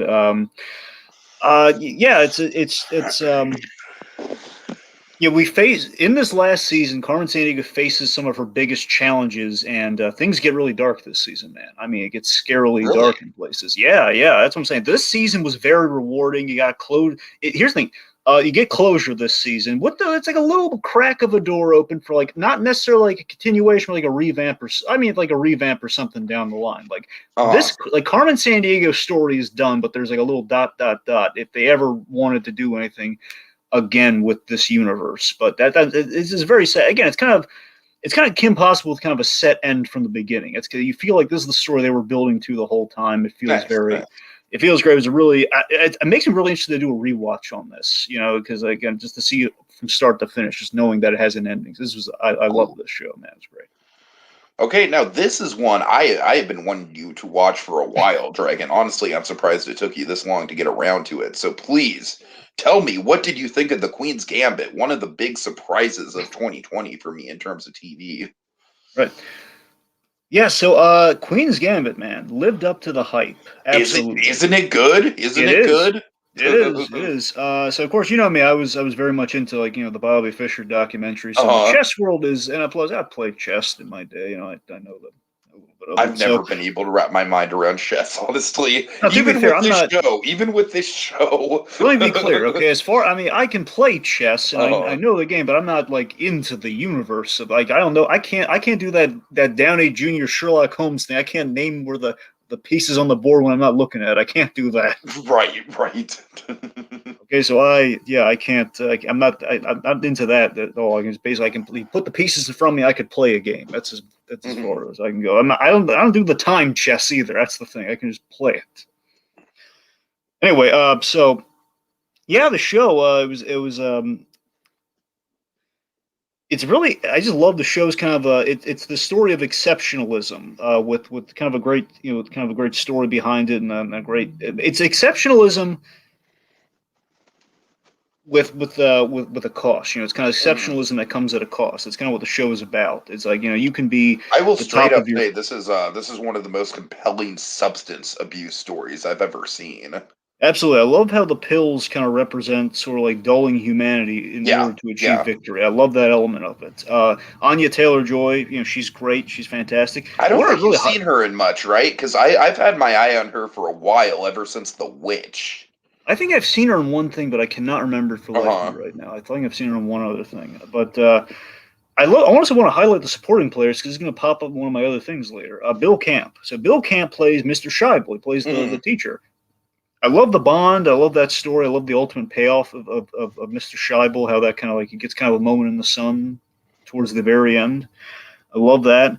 It's this show again. I would say you've heard from everybody else here, but I just love the show has a perfect balance of the game without without the minutia, like the boring, slow down minutia of chess. It's all about again, kind of like what the Bobby Fischer documentary had. Searching for Bobby Fischer. It had this whole it's about the motives behind the game. It's about the story behind the game, like what the lead up and the strategy and like the egos at play and the cost of it all. Like that's what it's about. Like ultimately, the themes are it's less about like okay, who's gonna the chess games and everything Hmm. and like how do you play the game. It's like we go to like okay, she's learned how to play and she's obsessing over. It's about power and independence and and superiority and of course ultimately this goes to this goes to the big, kind of taking chess to the Russians, which is kind of like their big kind of cold. It was a Cold War on these. It's like a civilized version of the Cold War. It's like how we took the Germans to the Olympics. We're taking the Russians to the Oh God. chess tournaments. Dragon, if only we could just settle all our international conflicts right like that, right? Wouldn't the world be such a better place? It would be. It really would. Okay, last thing too that the guy who again the real passion project behind this miniseries, uh Scott Frank. So Scott Frank, I don't know if you remember this. Scott Frank, guy behind he was the writer on Logan. So Oh, he okay. wrote No, I didn't remember that. and he wrote and directed and show ran this entire Yeah, thing. It yeah, was all totally. Scott Frank, and this was his Yeah. baby. And my God, he did an exceptional job. So this the Well, Queen's I Gambit love that was it's a very creator-driven show. Like, you yeah, definitely feel like it's one man's vision. absolutely. I hear talk of a potential season two, which I wonder how that's going to go because this feels like a really complete story Yeah, now. like I'd be down for a season two, but at the same time, I feel like this is pretty wrapped up. I mean, now the interesting thing about this Dragon is that it's like I know this might sound obvious me just saying it, but at first I didn't even realize it just because it feels so much like a true story, but it's completely fictional. I know, right? It doesn't. It feels so. Here's It the thing. They feels use so much like a biopic. They talk about the real. Here's the thing. This will be interesting if they do this in season two. The only thing I could really think of them doing is that there was another female chess champ, as in the way like Anya Taylor Joy's character. She is not. She's not the first one to break the mold. She's just the. uh I mean, she's the one to kind of do it at such a young age and everything. She's setting a new kind of With the time obviously. period of this show, be able to line up with Bobby Fischer? Do you know? Well, let me think. Fisher, Because I'm yeah. saying if they threw in Bobby Fischer as like a big bad in season 2, like that might be a fun Well, kind of like what if history sort of thing. well, that's what I'm saying. It's possible because at the very least, I'm thinking season 2 we put her against the female chess champ. That's what Uh huh. I'm Uh thinking. huh. And that would be kind of like the big Maybe challenge. build up to Bobby Fischer. Bobby Fischer is like the Thanos of the show. I mean, that'd be interesting. But here's the thing: she was kind of the reason I don't think they're going to do Bobby Fischer is because she was in the Bobby Fischer kind of like going up against the Russians. But I'm not saying it's like a mutually exclusive thing, I guess. But it's just it feels like we put her in the Fisher position, but also we've kind of parodied Fisher with some of her opponents in the show. That's true. Like That's we had true. remember the guy who Yeah. became her friend, Harry. Like the first guy they kind of Yeah. scoffed Yeah. at, Yeah. and then that guy is very Bobby Fischer-esque initially. And that's what I'm saying. That makes me think we're not going to do that. But you might be right. That I'd be down for if we do that. I'm interested to see how that works. But that's what I'm saying. The intersect between real life and the fiction we've created could be what season 2 is, if assuming they still go forward with that. But yeah. Okay. All right. All right. Finally, not Tiger King, just Tiger. Yeah, yeah. So, Tiger, this is the 2-part HBO documentary. It's Again, not mutually exclusive. why not just do the one feature film? Well, it would have been 3 hours, but In 3 hours is a problem for a documentary. Why? look. You're talking to the guy who sat through 7 hours of OJ Made in America. Okay, I have no compunction about it being 3 hours. Okay, I got nothing. I will never understand this whole like 2, 3 episodes. It's a season and not a straight up movie. I will never understand the logic of All I that. can say is that HBO's been doing this for like the Elvis documentary and the Gary Shandling. They've been doing the 2-part. I mean, I feel it's more warranted here than like Netflix breaking it up. Okay, it's more warranted. No, you're right about that because you're right. This HBO actually is does 2 have movies. precedence for this. Yeah, I'm saying yeah. when HBO does it, it actually feels like 2 movies. And the Gary Shandling thing is like his Sure, 2 big sure. shows, like the Larry Sanders Show, and then anyway. Okay. Anyway, so Tiger. So Tiger again. So it's basically this is about the rise, fall, and return story of Tiger Woods. Which again, I'm the farthest thing from a sports guy there is. You know that. This is the only I way you're. honestly think I might even be more into sports than you, just You by are proxy of my Bay Area teams that I root absolutely. for. You are, sir. The most sportsmanship I show is I eat purple donuts when I eat the colored donuts they make.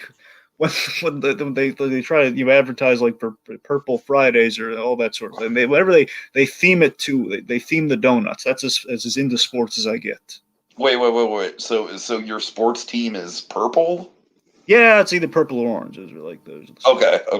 Anyway, that's what I'm saying. It depends on the season. If it's baseball, it's going to be an orange. Sure. If it's football, it's going to be purple. That's as far as in the sports as I give. What color they make the donuts? Whatever they make my vanilla frosted donuts. Anyway. Oh man, the funny. I actually random side tangent. I woke up with a hankering for vanilla frosted donuts, and I went to the bakery and got like 6 of them this Were morning. they Dunkin'? No. I don't do Dunkin'. I do local. I always do local with donut shops. I say, but I'm a company man. I gotta stick my no, Dunkin' no, no, does it no, no, right. no, no, no, no. Dunkin' gets it done. Not with donut shops. Not with Okay, donut let's shops. refocus. We're talking about donuts. Let's refocus. Okay. Okay, my point is this documentary is like the only way you get me interested in sports remotely if it's presented like this. Because Tika, this thing knocked my socks off. This was really good. Basically, it's framed as a father. I knew. All we know is the controversy with Tiger Woods was. He's a golfer, and then there's the controversy. That's all I knew. But I didn't know how good a golfer he was. I mean, I never truly knew. I just knew, like, hey, when you think golfer, it's Tiger Woods. It's like, it's like I'm Tiger Woods from Family Guy. It's about it. Oh God. It's about it. It's like, okay, so he's the Back when go-to. Family Guy was good. I Oh know, man. right? Oh, That's what I'm saying. Dragon, I saw a random new episode of Family Guy. Would you like to know which one it was? Oh, Tiki, don't break my heart, Morris. They're all terrible now. It was the Mount Everest one. Oh, I keep seeing that one. Papa. No, that's terrible. No. I was just like, this is just wrong. It is. And you know, the sad thing is that episode isn't even like far from the most despicable stuff I've seen in modern No, Family it's Guy. not. Every time, every new one's worse. Every new one's worse than the last one. Oh This keeps getting God. terrible. So Anyway. terrible. Anyway, so something is not terrible. So again, this is framed as kind of a father-son story, of the golf prodigy. Tiger Woods, like as a baby, practically, like as a toddler, he was a golf prodigy. So the Family Guy gag is accurate. Yes, that's where they got the idea from, I guess. Is that, again, it was a prodigy as a kid. That's where they get the model for it. That's what there's a that's what, this documentary has some oh my god moments, Tiki, where it's like Tiger Wood. Yeah, Tiger, you hyped me up on it. I need to check it out. It's just like you said with the sports thing, and that's a hard barrier of I mean, entry. like again, like the three sports documentaries. I mean, it's this technically OJ Made in America because it starts off in sports, Right, yeah. and the Last Dance. So those are kind of the three go-to sports documentaries. Mhm. But anyway, so the moments that kind of had me in my chair, like, oh my god, is when Tiger breaks his body for golf, and these are like gobsmackingly entrancing moments. That again, golf is usually like the most placid, like okay, a bunch of people, and now You literally turn on the golf channel to help fall asleep. practically. I mean, look, my father watches golf, and he likes it, but it's like, but that's again, it's more of like, I think it's exciting when it's in the hole. That's about it. It's exciting when Just a little endorphin rush when it makes it in the hole. that's what I'm saying. He's excited when it, you can say when the shot makes it. That's the thing. Like Right. that's Anyway, that's what I'm saying. So I love that we're kind of framing this as kind of a story of fathers and sons, and we're seeing how far Tiger's pushing himself in the spirit of his father. Essentially, it's kind of a proud of your boy story. Essentially, it is. Basically, yeah, sounds like And it. and basically the big kind of frame, basically part two of the thing really is what becomes of a man when he becomes kind of this role model and icon when he kind of acts less as such. And we kind of see kind of like Tiger Woods coming apart, and it's a really harrowing experience after you fall in love with him in the first part. So it's very impressive. I'm very high on this 2-part documentary. I love Okay. it. Yeah. Interesting. I will have to check that out at some point. Brings us to the end of the TV. Time to click off and put on the reels. All right, January 2021. Let's go. So, One Night in Miami. Let's talk about it. You finally saw this. Yes, I did. It's probably the most high-profile movie of 2021 January that came out. Dragon, here's the thing. I like this isn't fair to the movie, and I know that you probably have a different opinion.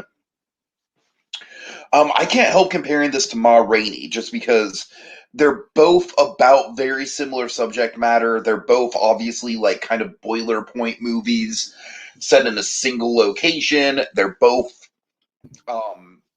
Plays. Yeah, they're both plays. They're both about, the entertainment industry in some regard. And Dragon, for this one, I really love the premise of it, and the performances are great. Don't get me wrong. I feel like everyone does a good job. They're all written well.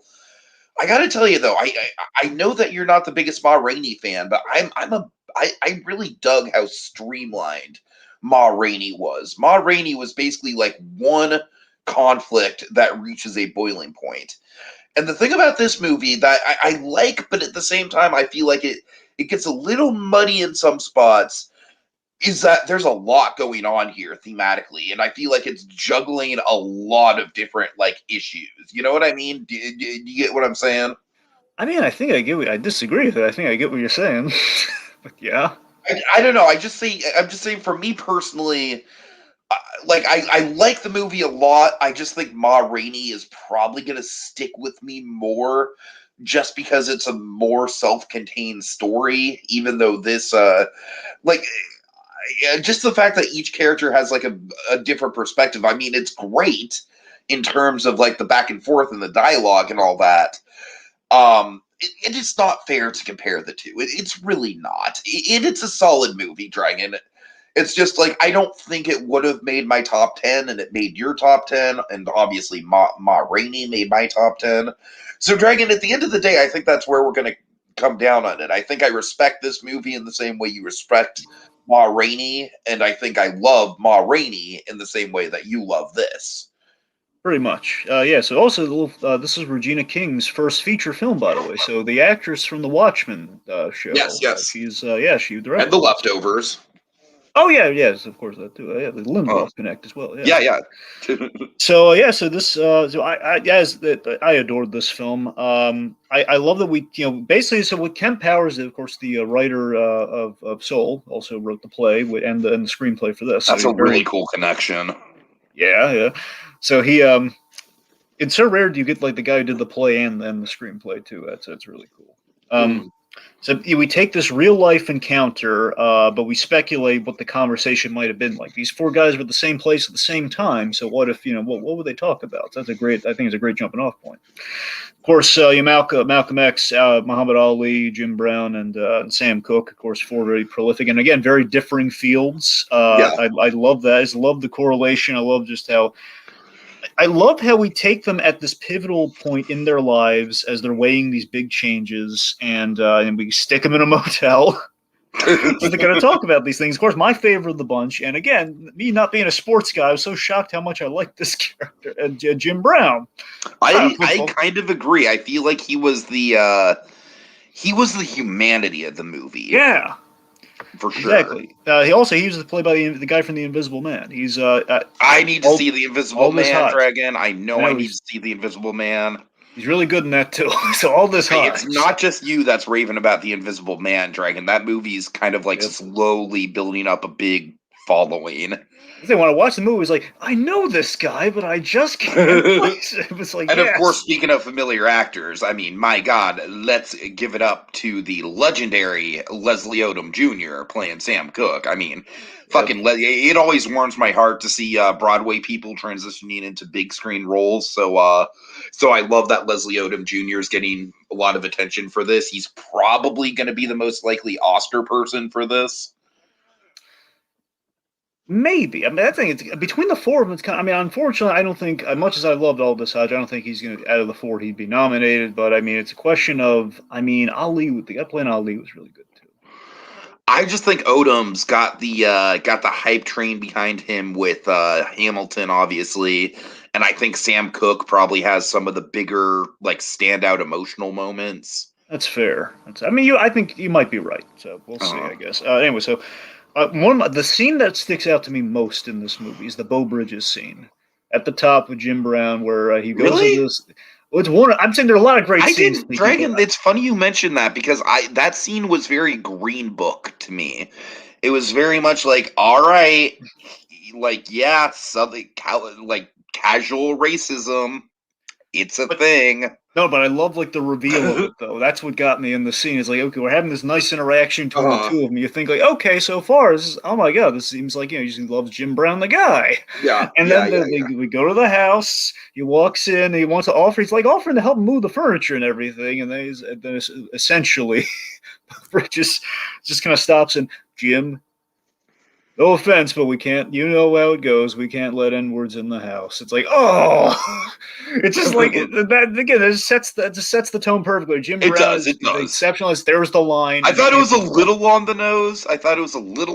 But you're right. It is a good tone. I just love it. I feel like an audience would let out like an audible sigh, like, oh, it's like we were. Remember when we actually used to go to movies together and it was like a group experience, Dragon? Right. Remember that? Yes, but that's what I'm saying though. I just love that was kind of like, that was like the moment of like, okay, this is going to be a good movie. We're starting there. Yes. So that's the thing I really praise about the movie is that we're talking about race in ways we don't usually hear about. Like, for example, like different factions of skin tone and judgment and within the black community about like, how Malcolm X might have more opportunities than say Jim Brown, him calling him out on that. And speaking of which, my favorite thing in the movie is that we call Malcolm X out on, now Malcolm X, of course, very important figure, but he was strong coffee. He was no doubt. Yeah, as I'm saying, he was strong coffee, and I love that we believe Jim Brown. I don't know if I keep going to Jim Brown. I don't know if I don't mean to, but he's Malcolm X is intense in this movie, man. He is. He's got a presence for sure. That's right. I love that. Basically, we had this moment. I think Brown specifically called him out on this, and they all agreed with him. Is how is the holier now attitude and how sometimes it was pointed at the wrong things like Kennedy, like, yeah, you insulted Kennedy after he was killed, and he's like, oh no, I didn't insult. He's getting defensive. I love it. So that's the thing. The movie, it's so simple yet complex, and all these different fields yet are so perfectly, coordinated, and the whole framing things around the Ali name change. I loved it. I thought it was one of the best films of 2020. Again, it's kind of a technicality that we're talking about it now, but it was great. Well, it came, you know what? Amazon released it in January I know. 2021. So, you know, that's just how we're going to do it, all I right? know, because I want to say we're starting off, but yeah, the point being, this was a phenomenal. I love the film. All right. Okay. Next one, The Little Things. Trash. Oh, really? Trash. Oh. I didn't like this at all. I didn't like it at all. Was, I'm sorry, Dragon. I felt pretty strongly that this thing was super duper derivative. I'm just imagining John Lee Hancock, but they love my work in like a scene. I just saving Mr. Banks. I'm sure you're gonna defend it. I'm sure you're gonna defend it. This thing was super derivative. This thing, top to bottom, just felt like a ripoff of Seven, Dragon. That's all I could think of when I was watching this. It just felt like a less interesting Seven. I don't think anything about this is particularly inspired or original or not something that I haven't seen done a million times before in better neo-noir crime thrillers. I maybe it's just because I've seen too many of them, Dragon. Like I said, with the true crime, crime stories in general, I am getting a little bit desensitized to it. And don't get me wrong, Rami Malek, I will always be down for Rami Malek, and I mean he's solid here, and Denzel's solid as well. I just feel like the characters they're playing are so textbook, just so textbook. They're literally it's practically the same characters as Seven, Dragon. And then meanwhile you throw in Jared Leto, who at this point, I gotta be frank with you, Jared Leto's starting to verge into that kind of like I'm uncomfortable watching him just in general for real life reasons. The dude does run a cult. That's not speculation. That's pretty much a legit fact. Wait, what? Yeah. Wait, so Jared Leto, the actor, At the very least, a large scale MLM, Dragon. Okay. No, I mean Jared Leto. News to me. I didn't know he had a cult. I'm sorry. He's into some shady shit. He's into some shady shit right now. I'm still not really completely over the Suicide Squad. Like, oh, I'm gonna send you used condoms and dead rats. I'm still not completely. But you know, had either. that worked, people would praise what he did with all that weird stuff. You know, had people lauded that, but they would have forgave all that. You know, people. Okay, but regardless, it's like, of course, we cast Jared Leto as the goddamn serial killer. It's the most fucking standard, predictable casting ever. Or did we? Right. Yeah, this was not my bag, Dragon. I was really looking forward to this just because of the Rami Malek of it all.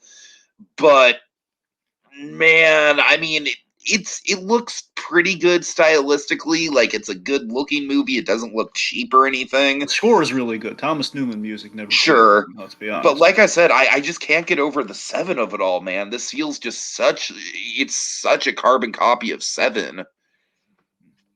Well, there's where I'm coming down on it. So I liked it. I didn't love it at all. Okay. It.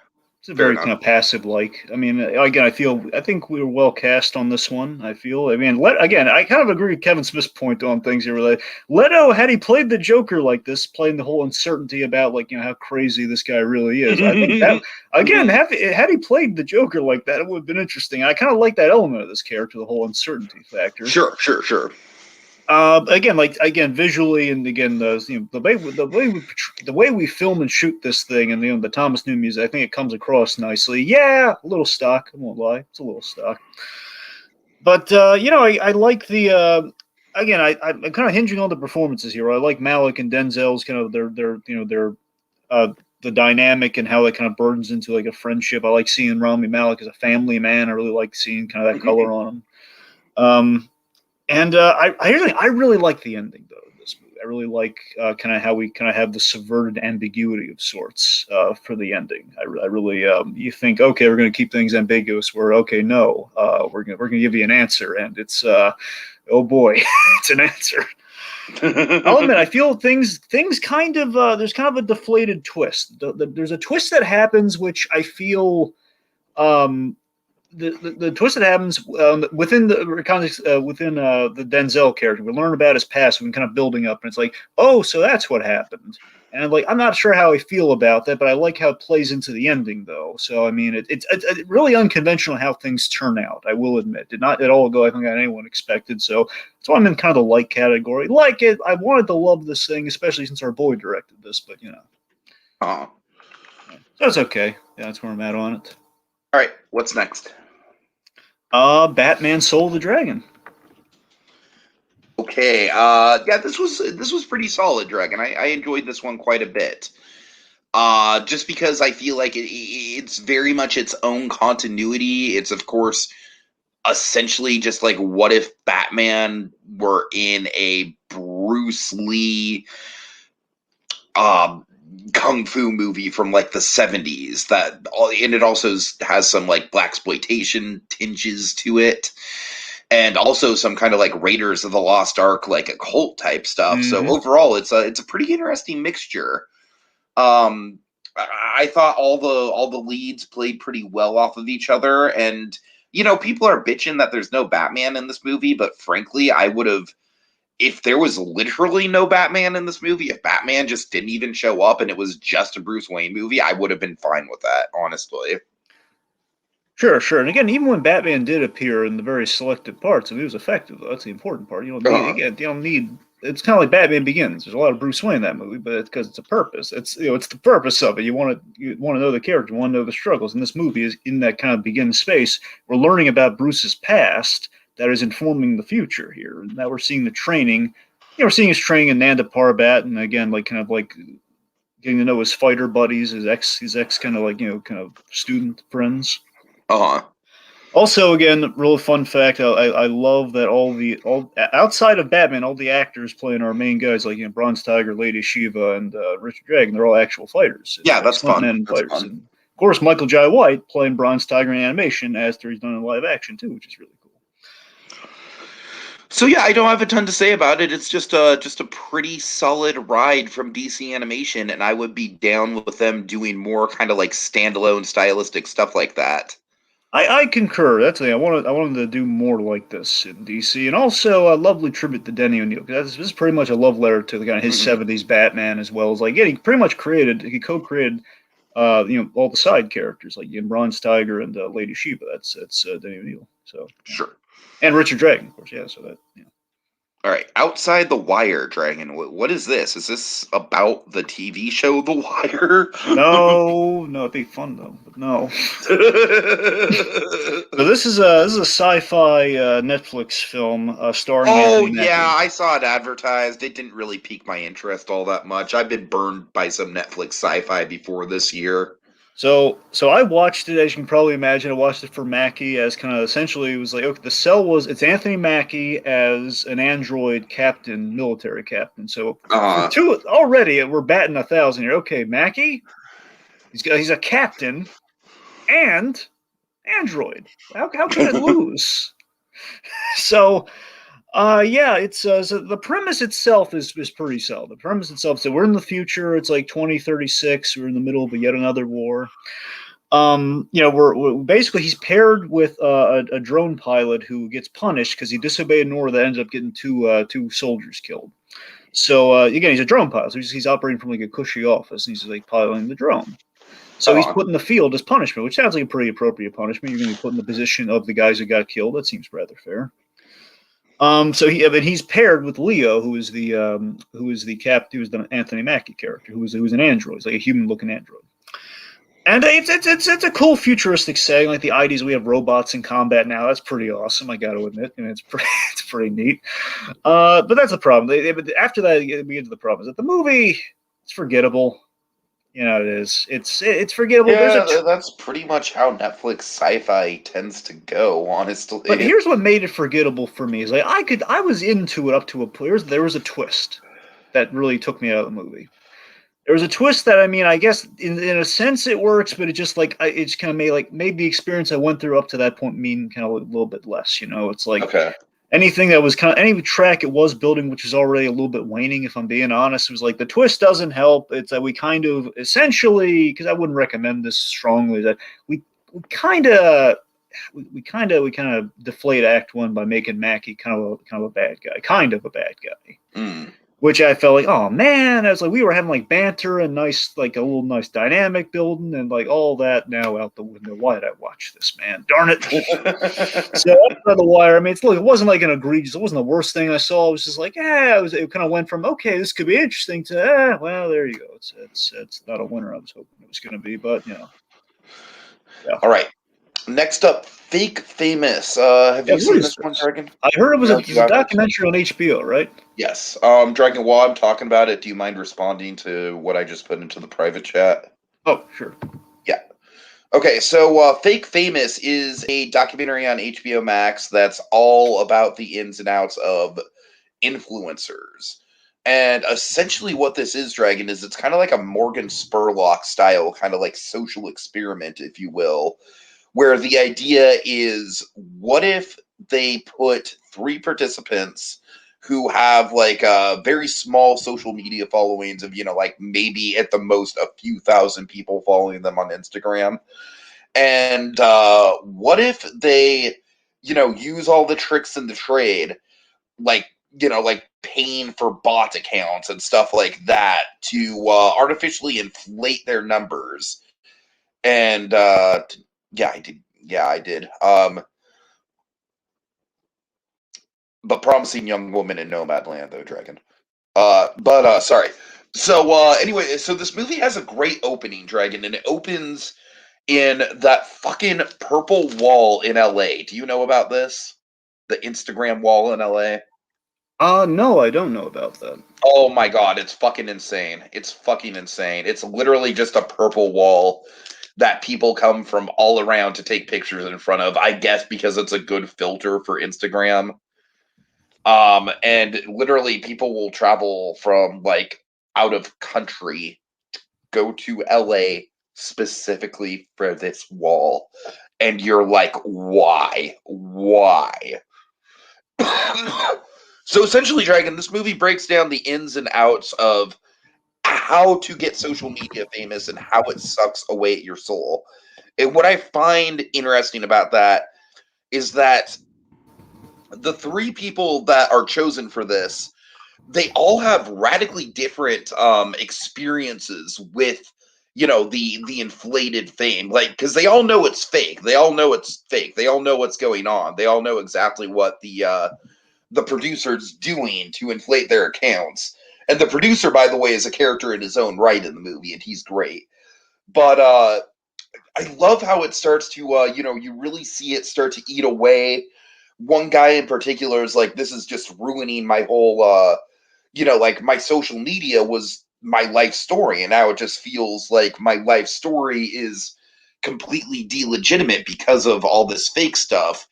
And I mean, it really messes with people's mental health. Just the amount of self promotion, the amount of fake bullshit you have to do, and of course buying bots, and then buying bots to comment on the videos, and buying bots to download the podcast, and it's a very interesting kind of breakdown on the on just how hard it is to actually become. And essentially, Dragon, it opens with a really, I'm just going to leave you with this. It opens with a really, really fascinating thesis statement, and that's that there's over a million people on Instagram that have over a million followers. Can they possibly all be famous? So I would look into it, man. I think you'd enjoy it. It's not like it's not like Firefest or something like that, where it's just kind of like poking fun at influencers. Instead, it's more kind of like an examination into like what makes someone want to lead a life like that, and what are some of the pitfalls of a life like that. All right. Okay. All right. Next up, I believe you've got a couple more to crack out for catch up for Yes. 2021, right? Not catch up. Uh, yeah. Yes. For 2021, I Yeah. have. Okay. So there's a doc. I'm gonna take your documentary and raise you another. Okay. Crack. Another. Okay. So this is it's crack, cocaine, corruption, and conspiracy. Dragon, apparently, I've heard a lot of theories, and I think some of it is kind of legitimate, that Zootopia was kind of based around this story. Like the Well, framework of it. I mean, I'm just now you're saying I'm trying to figure out if like maybe that's. I mean, The whole idea of artificially putting a dangerous drug into the hands of a minority group so that they will appear to be less savory to the majority. well that's true, Tiki. But the main, I mean, I get where you're going for here, Uh-huh. maybe, but the distinction is that it's not like they're not reselling it. They're being they're being dosed. They're being dosed with it. Well, no, I understand that, but still. Anyways. Anyway, so but have you seen this? No, I have not. Okay, just want to be clear because it sounds like, But oh man, see, I know a lot about the story though. okay, sure. Well, essentially, you're on the money, so that's what I'm getting at. So this was a solid feature documentary. This is like it's a movie. It's Hey, look, a documentary that's actually a feature film. What a novel concept. yes. So this it's very informative. I knew, well, I mean, I knew a little bit of like the drug crisis, but this opened my eyes to some things I never really considered before. This is really Uh-huh. informative. So this so basically this is kind of adding this is applying kind of a cultural context, via the genesis of a drug. That's kind of what the framework of this documentary is. We start off with, okay, so you basically take the rich '80s man drug that is cocaine, Yes, very much so, yes. and the drug of the '80s, the premier drug, and we basically the unrefined version of said drug, the kind of fancy kind of the unfancy kind of white Christmas version of it. Is the cheaper version, which is crack, which is basically a big old kind of rock, which again, not nearly as not nearly as sexy and fun as cocaine. Anyway, so basically, this kind of births the drug business, where okay, we have like a cheaper thing, which then kind of falls into to the hands of the downtrodden, which then kind of basically turns into a business for basically it created the low level drug dealer in a sense. Uh-huh. Not your high-end cocaine dealers, like the low-level drug dealer, which led to a systemic problem, which again is really a fascinating kind of idea, like seeing just kind of how that breaks down. Basically, as the documentary goes on, it kind of explains like how it kind of like peels back the layers and kind of little strings attached on the board, so to speak. Like you see, like, oh god. So how did the cocaine even enter the place? How do we get the unrefined version? Well, I'll tell you how. It's kind of mind blowing. Again, the conspiracy angle, man. Again, sometimes based on the evidence, based on the footage, conspiracy seems real. I gotta be honest. And for me, for example, we kind of reframe events like the whole "Just Say No" campaign. I'm taking that at face value. Really look at "Just Say No" as it's kind of like a scoff, kind of a scoff in the face sort of thing. Like, just say no. That's not going to help at all, Nancy. What are No, you doing? no, yeah. And then you're seeing now we're familiar with like the lampoon of like "Just Say No," but now you're seeing, oh god, they got everybody in on this. They got Pee Wee Herman in on this, man. He doesn't even know it. Did they touch on Dare at all? I think they touched on Dare a little bit. I Okay. mean, I don't know if it wasn't a major thing, but they kind of brought. I think they brought it Mhm. up at least once. I'm sure. But that's and also like the whole disproportionate drug arrest and how it kind of basically we're kind of figuring that basically had they're figuring race into the crack related matters and everything, and like we're demystifying. They're also demystifying other like misnomers that again I think for I don't know if you had this at all. I mean the whole crack babies thing, like we're very much kind of they're showing like the whole crack babies thing is not an actually proven scientific thing. It's not exactly something that gets necessary. It doesn't necessarily get passed down, but again the science isn't entirely out either. Mhm. So it kind of leads to that, which all the points you get stigma of like again they're showing you like kind of the Hollywood stigma of like of people addicted to crack and the whole how that business kind of not reflected well, and especially the black community. So it's a very solid documentary. I'll say that much for it. I think they're starting strong with their kind of their documentaries. No American Murder, mind you, but it is quite interesting. Okay. Yeah. And I believe lastly, I got Locked Down. I have not heard good things about this one. Oh, I'll tell you about Lockdown, Tiki. So this is an HBO Max original. Yeah. It's had an eye-catching premise. You had Anne Hathaway, and you have Chiwetel Ejiofor. And it seemed basically it's a COVID heist. It's a heist during lockdown. Again, I was initially kind of like, okay, hey, if they're going to do content while we're all locked down here, it's on HBO Max. It seems quite appropriate. Okay, I like the last thing they did with super intelligence. I really like that. Maybe this Huh. could be good, and it wasn't. So let me tell you the problem. So again, I'm enamored with the premise of a heist during the pandemic because that's Yeah, interesting and yeah. that's really topical. But the problem is, sadly, it's not as simple as you'd think. It's not. It's boring as heck. Oh boy. Boring. It's so boring. That's not what a pandemic movie should be, because No, if anything, a pandemic movie should be exploitive trash. should be. It's not. So that's the thing. Like the act. Now, I want to be clear. The actual heist is like the clever part of the movie. Like there's a moment uh, in the movie, like halfway, way too into the movie, you find out. Okay, there's a cross between these two. Where okay, there's a her boss essentially is the company he has to go to, and which means they have the opportunity to steal something. Which okay, now we're finally cooking with gas. An hour into our overly long movie.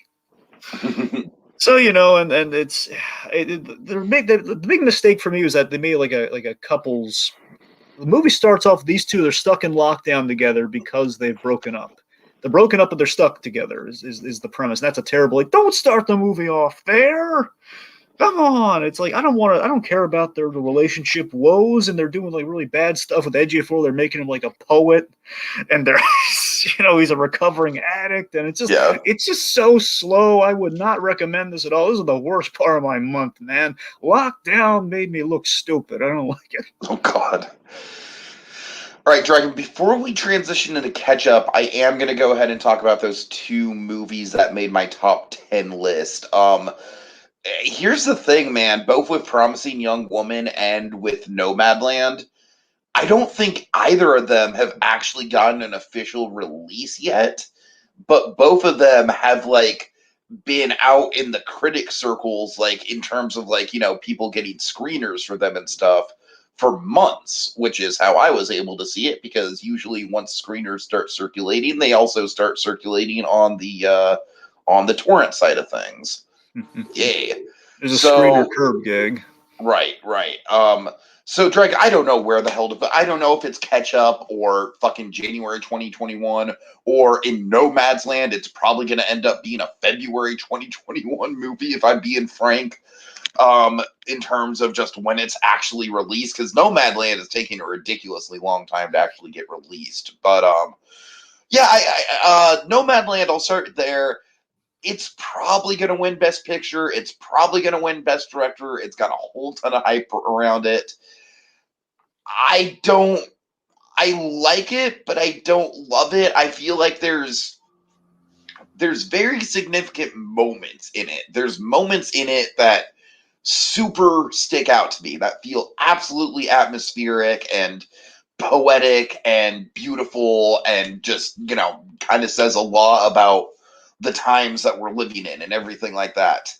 As I said, Dragon, my main issue with this movie is that they kind of try and shoehorn a love story into there, or at least as much of a love story as you can have with this kind of lifestyle. And that just threw me off. Frankly, I didn't think the movie needed that. I mean, I get what they're trying to say because the whole thing is, oh, she can't be with this man because she loves the road more. But man, the whole movie is basically getting to that point, and I don't know. It didn't really gel for me all that much. Like I said, very specific standout moments, enough to get it onto my top 10 because visually, in terms of cinematography and color and everything, this movie's fucking gorgeous. And music, of course, one of the best scores of the year. But yeah, in terms of story, it's not my bag, really. Promising Young Woman, though. Holy shit, this is a hell of a movie. It really is. It's a controversial movie. The ending has people pretty much 50-50 split on whether they think it's genius or they think it's trash. I'm in the genius camp myself. I've already explained the premise to you, Dragon. I don't need to sell it again. It's just a hell of a thriller. It's probably the most unique movie of the year. Carey Mulligan is going to be a front runner for Best Actress at the Oscars, as she should be. Just see it when you get a chance. It's a hell of a movie. All right, so now we transition to catch up. And Dragon, can we pretty much just bullet point this stuff because we're coming up on 3 hours now, and Well, there was a lot of death. I frankly got to get to bed soon. Okay, so Batman Ninja. Dragon, I wish I just had a soundboard so I could just insert the Dylan Massett. What was that? I mean, that's pretty much my review, Dragon. That's pretty much my review. It's man, the animation is great. Like visually, it's great, but holy shit, does this thing just like really go off the rails fast with the plot? I mean, it's ridiculous. It's meant to be ridiculous. It's super over the top. When the giant robots start showing up, Dragon, mentally, I just kind of phased out at that point. I was like, okay, this is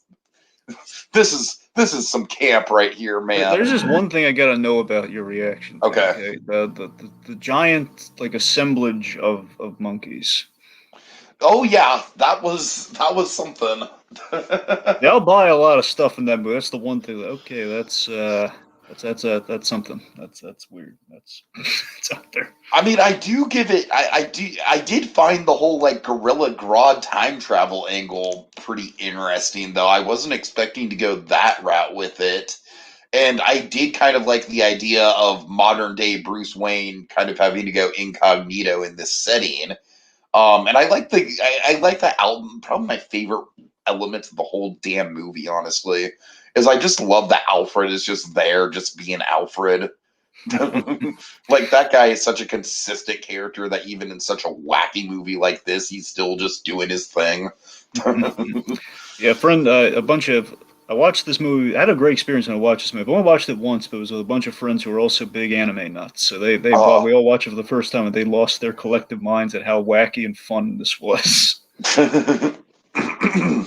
Yeah. All right, Dark Waters. I have heard some mixed things about this, but a few people really love it. So, Dragon, where did you fall down on it? This is a riveting legal thriller. Yeah, I need to see it. I really like this. This is kind of the highlight of the month for me. Is one of them. Okay, I need to check it out for sure. So yeah, this is about like a long story short. This is the movie. Mark Ruffalo stars in this. It's based on a true story. He plays this attorney, Robert Bylet or Robert Bylet. Let's call him anyway. So it's basically him going up against the DuPont company, which essentially his law firm represents. Because the idea is kind of going outside. It's kind of a weird position here, where his law firm's biggest client is DuPont, so it's not an ideal situation. Being the idea, and essentially DuPont is polluting and poisoning the water. And I want to say West Virginia. I think it's exclusively the town in West Virginia, which he's from. But basically, his grandmother asked him, sent this farmer to him to ask for his help. Because he grew up in West Virginia, therefore that's the small town connect. Anyway, that's why it's personal for him. So this movie, it's shocking, and it's a shocking and entrancing uphill legal battle. This movie is one of the great law movies, man. It's a lawyer going up against the firm's biggest client.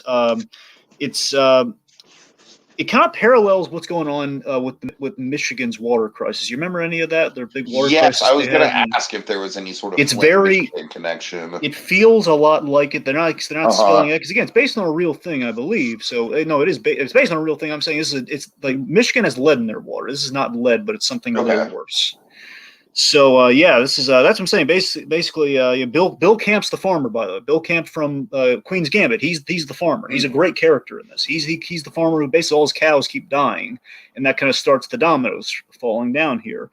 And again, it's just this one lawyer investigating, which then leads to this big conspiracy being uncovered and unraveled. It's got a great cast. You got Tim Robbins, Anne Hathaway in a good movie for a change.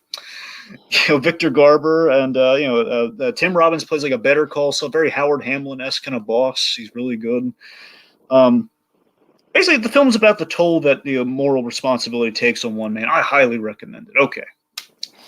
Okay, so Dragon, one of my oh god, how many airplane? Four. One of my four airplane movies this month Okay, now to be clear, was they're not about airplanes or movies you watched on the plane. yes, was Kung Fu Hustle, Food and hustle. I love this movie. This movie is so goddamn fun. I am surprised it's taken me this long to get around to it. It's done by Stephen Chow, who also directed Shaolin Soccer, which I have not gotten around to. I hear Chow's good. Yeah.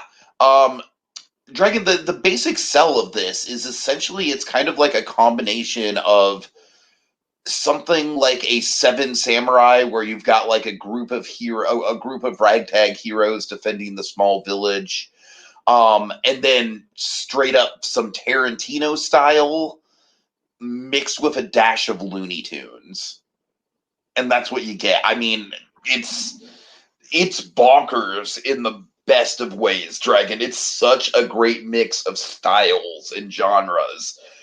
You've got this gang called the Axe Gang, and Dragon, they just literally like just wear reservoir dog suits, and just go along and just stylishly dance as they murder people. I mean, it's so Tarantino esque. But essentially, the Axe Gang is coming around to this poor part of town that is, they're very downtrodden people, but they are also well known for being expert martial artists. So in some ways, the Axe Gang is a little bit intimidated by this group of folks in this poor part of town, led by the landlady. Drake, the landlady's such a fucking iconic character. She's just this hot-tempered old Chinese woman who just is constantly chomping on cigarettes and literally does a Looney Tunes dash to wherever she needs to be. You know, whenever anyone like is complaining or like she needs to defend herself. She's got this great motherly quality about her where she keeps all the tenants in line in terms of paying their rent and everything, but also looks out for them. She's just a fucking excellent character. And anyways, long story short, Dragon the movie's all about kind of like the Axe Gang versus this group of kung fu outcasts, if you will, trying to take control of this part of town. It's a very simple kind of like bad guys roll into town kind of western story. Um, there's a redemption arc for one of the characters in the Axe Gang that goes really well. He pretty much becomes the main hero of the movie. But yeah, like I said, Dragon, just that mix of Tarantino meets Looney Tunes is just impeccably done. I mean, just stylistically, this thing is insane. It's so easy to follow and digest, and yet it's so unique. I would highly recommend it. It's on Netflix. Huh. All right. Next for Of course, me. you'll have to watch it with subtitles, but Right. Next for me, Insomnia. okay, yeah, I saw this way back in the day, like before I even honestly, Dragon. The reason I saw this back in the day, I didn't even know who Christopher Nolan was. I was just intrigued by Robin Williams taking on a darker role. Yeah. But I don't remember much about it. So, what do you think of it? I need to revisit it. Yeah. So this was there are only two Christopher Nolan films I haven't seen. There was this one, and there was The Following. Those are the only two I haven't seen. It's To be not the fair. following; it's just following. Oh, really? Yeah. Sorry. Yeah. So yeah, it's the I haven't seen Following because one, it's kind of hard to find Following. Mm. Anyway, but yes. So yeah, I hadn't seen this. So this was interesting. This is the film before Batman Begins for Nolan, and it's also a remake of a Norwegian film. His third film total. I like this, but not as much as something like The Prestige. You know, I mean that's kind of where I'm at with it. Where it I was believe good. this isn't written by him, right? This is one of the few scripts that Nolan directed that he didn't write. I don't know if I don't think he wrote this, and I don't know if like he kept maybe the old. No, it's a remake. So he probably had a new script writer. I Uh don't think huh. he wrote this. No, I don't. I don't think Yeah. so. I don't know for a fact though. I didn't look And it I up. feel like that's probably the main reason why it doesn't feel like something like The Prestige. Sure.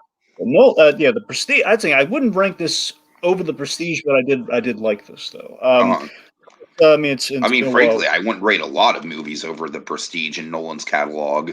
That's enough. That's a fair point too. And I know that's the thing. This is The it's Prestige, interesting. I feel like, has only grown in appreciation for me over the years. Yeah, it gets better each watch, man. It's really Uh-huh. good. But that's the thing. This is again, it's interesting to see Nolan before before he enters kind of the Batman Begins vein. You know, it's interesting to kind of see like this is like early. This is Nolan right after Memento. Yeah, this is interesting. So it's basically you have a detective assigned to the case of a 17-year-old girl who got killed, and it's in Alaska, which of course Alaska, very famously, 6 months of of 24 hours sunlight, 24 hours darkness, Uh-huh. and unfortunately, poor Pacino here is stuck with 24 hours of light, which leads to insomnia. He's already a stressed out guy over like this IA investigation, so now he can't get any sleep, and basically we have like this mounting madness as like every day that's going by on this case, he can't sleep, and he's Yeah. feeling pressure, and he's keeping a secret. And as he's pursuing the Robin Williams character, as he's pursuing Finch, he something bad happens to his partner, and basically this whole movie in total this is Nolan examining the corruption of a cop and how thin the line really is. And it's like a noir.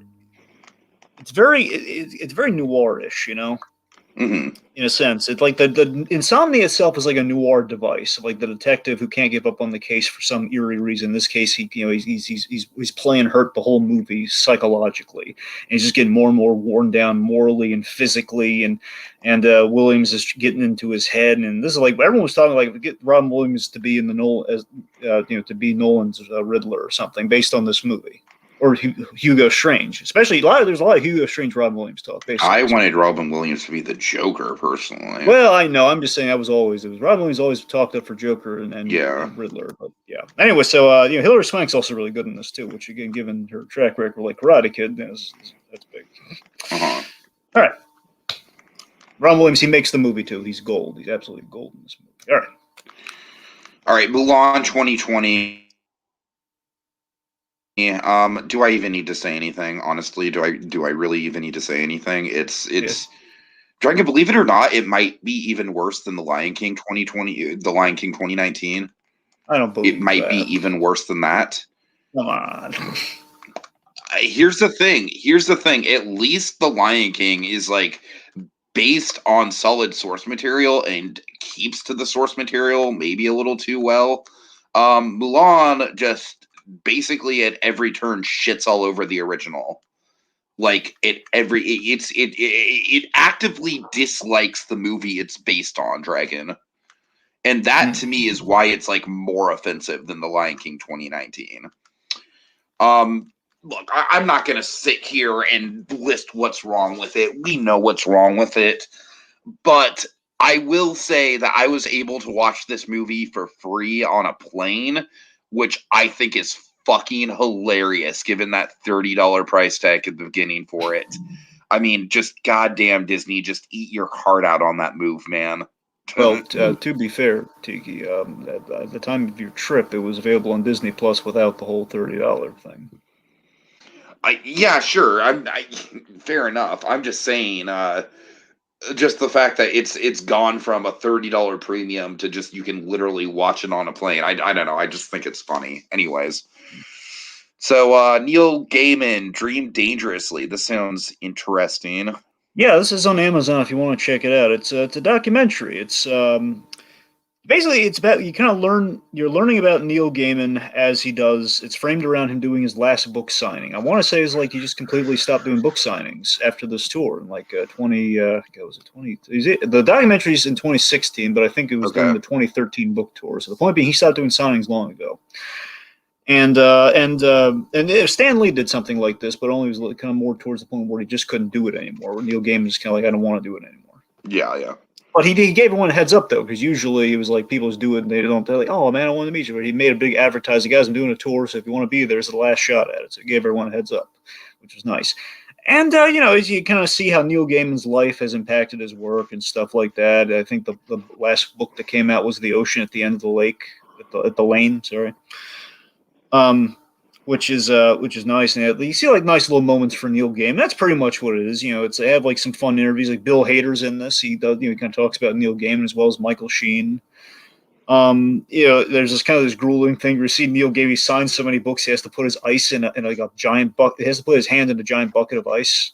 It's informative and simple. Not a whole lot there. Just if you're a Neil Gaiman fan, I'd recommend it. All right.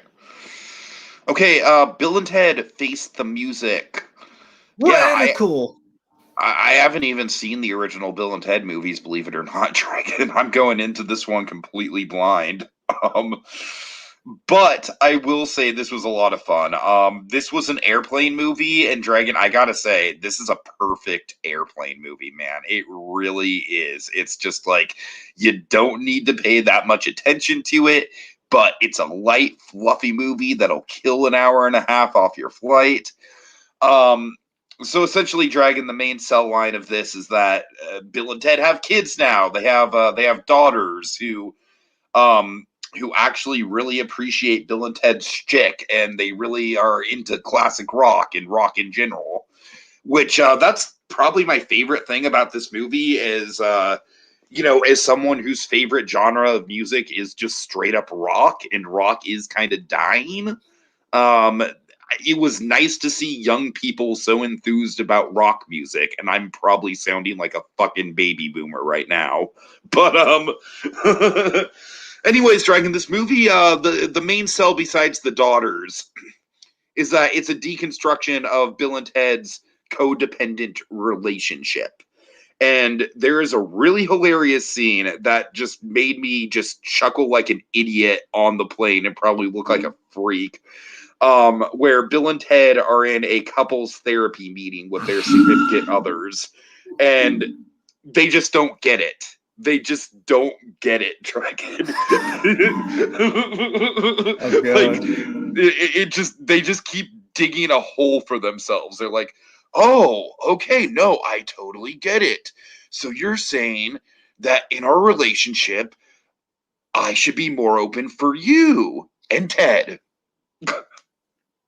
It's so great, Dragon. It's wonderful. When they get to the time travel stuff, I admit I liked the kind of like the deconstruction of the relationship better in the first act, and when they get to the time travel stuff, the deconstruction element is still there. It's just not as much in the foreground. But overall, it's a fun movie. I mean, I'm coming at this from a weird perspective, having not seen the originals. I feel like in terms of Bill and Ted, it's like you're either a Wayne's World guy or you're a Bill and Ted guy, and I am pretty definitively a Wayne's World guy. So, but yeah, I enjoyed it though, and like I said, just as a plain movie, it's fucking perfect. Okay. All right, so you watched literally like the third or fourth documentary that's been made on this subject, which is why I haven't bothered to check it out yet. Well, you missed out, buddy. So, Console Wars. So this. I feel like I literally know everything I need to know about this subject. Yeah, but it's like I lived this subject, Dragon. Oh, sure. Yeah, this is really I really like this documentary. That was good. This was done by CBS All Access. This originally this is supposed to be like I think like a biopic series. It's supposed to be a series based. They were going to like dramatize the events of a series by Seth Rogen and Evan Goldberg, who end up, I believe, producing this as well. It's first of all, it's based on a book, which would have been adapted into the series, which ends up getting adapted in this documentary, which I think summarizes the events quite well. I mean, I'm well aware of the whole high score thing, Tiki. Let me put it this way. This is not just a rehash of the Netflix high score, kind of the docu-series thing about the whole Sega versus Nintendo. Which I was like, I was pretty bored by that one, if I gotta be honest. I don't think this is going to bore you, Tiki. I don't think. Okay. It didn't bore me, and it seemed different than that. This is a... I mean, the story, we start with, it starts you on the journey of Sega, versus kind of the superpower that was Nintendo, which is really interesting. Setting up Nintendo as the superpower and has a little kind of resting on its laurels. And I love that it's not one-sided. There was a moment where we kind of, a very specific moment we show the other side at a really pivotal point. Does it have And anything to do with Genesis does what Nintendo don't? funny. No, I'm legitimately asking. Oh, Like, do sorry, I we thought you were see? making the joke. No, no, no. Do we see like Nintendo side of that, and they're like, oh, come on, man, that's harsh. No, they. I don't think it's. I don't think they do it at that moment, but they do. They do Uh-huh. talk about that stuff though. Okay. That's basically we have like the whole 8 to 16 bit escalation factor and where it goes from there. As which is really great. For me, again, I'm just really enamored really how they kind of tackled it from both sides and just had how they're kind of like laying out the narrative. And for me, there was a moment, the reason I really want you to check it. There's like this one perfect image that they pulled again. It's a real life thing that happened. They didn't like recreate it or anything. It's like they just took this footage. They found this perfect footage to summarize what happens in the story, and it encapsulates the story so perfectly. I was just gobsmacked by like, oh my god, that really exists, and that's so perfect for what's happening right now. Yes, that's how you tell that story. Yes. Uh-huh. But yeah, so I'd highly recommend, especially if you're a gamer, especially if you're into the whole Nintendo versus Sega and all that, that epic story. I think this is the version of that story you want to watch, Tiki. Okay. All right, so I checked out a Amazon Prime documentary, The Mothman Legacy, not The Mothman Prophecy, starring John Cusack, but a documentary about the real life events that inspired that movie, the real life urban legend, if you will. What Do you is know this anything? thing? Do you know anything about the Mothman? I know nothing. I know the name. I was wondering, like, is this going to be about a? This is. It sounds like a documentary. It's about all I know. Well, Mothman is pretty much like what you would picture when you think of a Mothman. So it's pretty much Arthur from the Tick. Yes, except a very creepy crypto zoological version of that. Yes. And John Cusack played this guy in a movie. No, no, no. John Cusack played a guy who was haunted by this thing in a movie. Oh, but okay. So this is the Mothman like a real thing, or is it just like? It is a real urban legend. Okay, gotcha. So Yes. that's a kind of a double negative, but okay. Well, No. I hear it. Keep okay. So the Mothman's an urban legend. so this movie, I didn't love it, but I liked it. It's essentially what it is it kind of like boils the story down to its roots, because the Mothman Prophecies, the John Cusack movie, is pretty well regarded, and I remember it scaring the shit out of me when I was a kid, honestly. But the interesting thing about this documentary is it kind of like it takes the kind of the local culture of the small town that inspired this urban legend, and kind of like how they'll have like Mothman events and Mothman T-shirts and the Mothman Cafe and stuff like that, but also do a pretty decent job of actually describing people's encounters with the Mothman, and some pretty decent recreations and stuff like that. The recreations themselves, they pretty much have a TV budget, so it's not the most compelling stuff in the world. But overall, I think the film does a good job of kind of like deconstructing urban mythology, and urban mythology is something I've always had a pretty deep interest in. So yeah, I enjoyed it quite a bit. I don't think it's your thing, but I liked it. Hmm. Okay. All right. Next would be Push. Yes, is this the talking trash can in Tomorrowland? Because that's all I think of when I think of Push. Sadly, no. No, this is Wouldn't that be a movie to make? Like an out of left field adaptation of a Disney attraction. because of what I think it is. I absolutely would love that movie. It's literally just a talking trash can. Yeah, I want that movie. Yeah. Like, is it the one that moves? Like, it goes Yes, around the. yes, it's Then the one yeah, if that moves. Yes. that's the one I'm thinking of. That's the one I want. Yes, I want that Push movie. uh, Make it a short film. I want that. oh God. All Anyway, right. okay. Anyway, sorry. So Push. That was pretty much like Pixar in real life before Pixar in real life. I know. I want that. Yes. Let's make that happen. Oh God. Anyways. Anyway, He can be so voiced by fucking what's his name? Oh god, why am I fucking blanking on that fucker's name, Dragon? give me something. I can help The you. guy who's in everything, James Corden.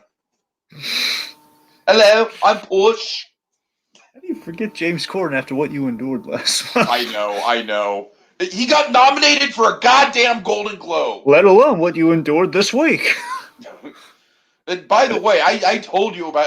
I'm sorry, folks. We should have put this in the Ugh. news. I'm gonna get up on my soapbox for Tiki, just we a don't. minute here. Ugh. No. Just give me a minute. It's for Seahorn, Fine, Dragon. It's for fine. Seahorn. So the Screen Actors Guild Awards, which is honestly like I respect that award show maybe even more than the Oscars in terms of legitimacy, but Best Actress in a Drama. They nominated 3 people from The Crown. 3 people. I just want to make this clear. I have not seen The Crown. I am not poo-pooing on The Crown. It's probably fantastic if I actually sat down and watched it. But 3 people. Dragon, this was Ray Seahorn's year for Better Call Saul. And she just pretty much across the board has just been snubbed. And it's a fucking crime. I'm just All right. praying that the Emmys don't get drunk this year when they're doing the nominations. All right, I'm done. Anyway, so Push.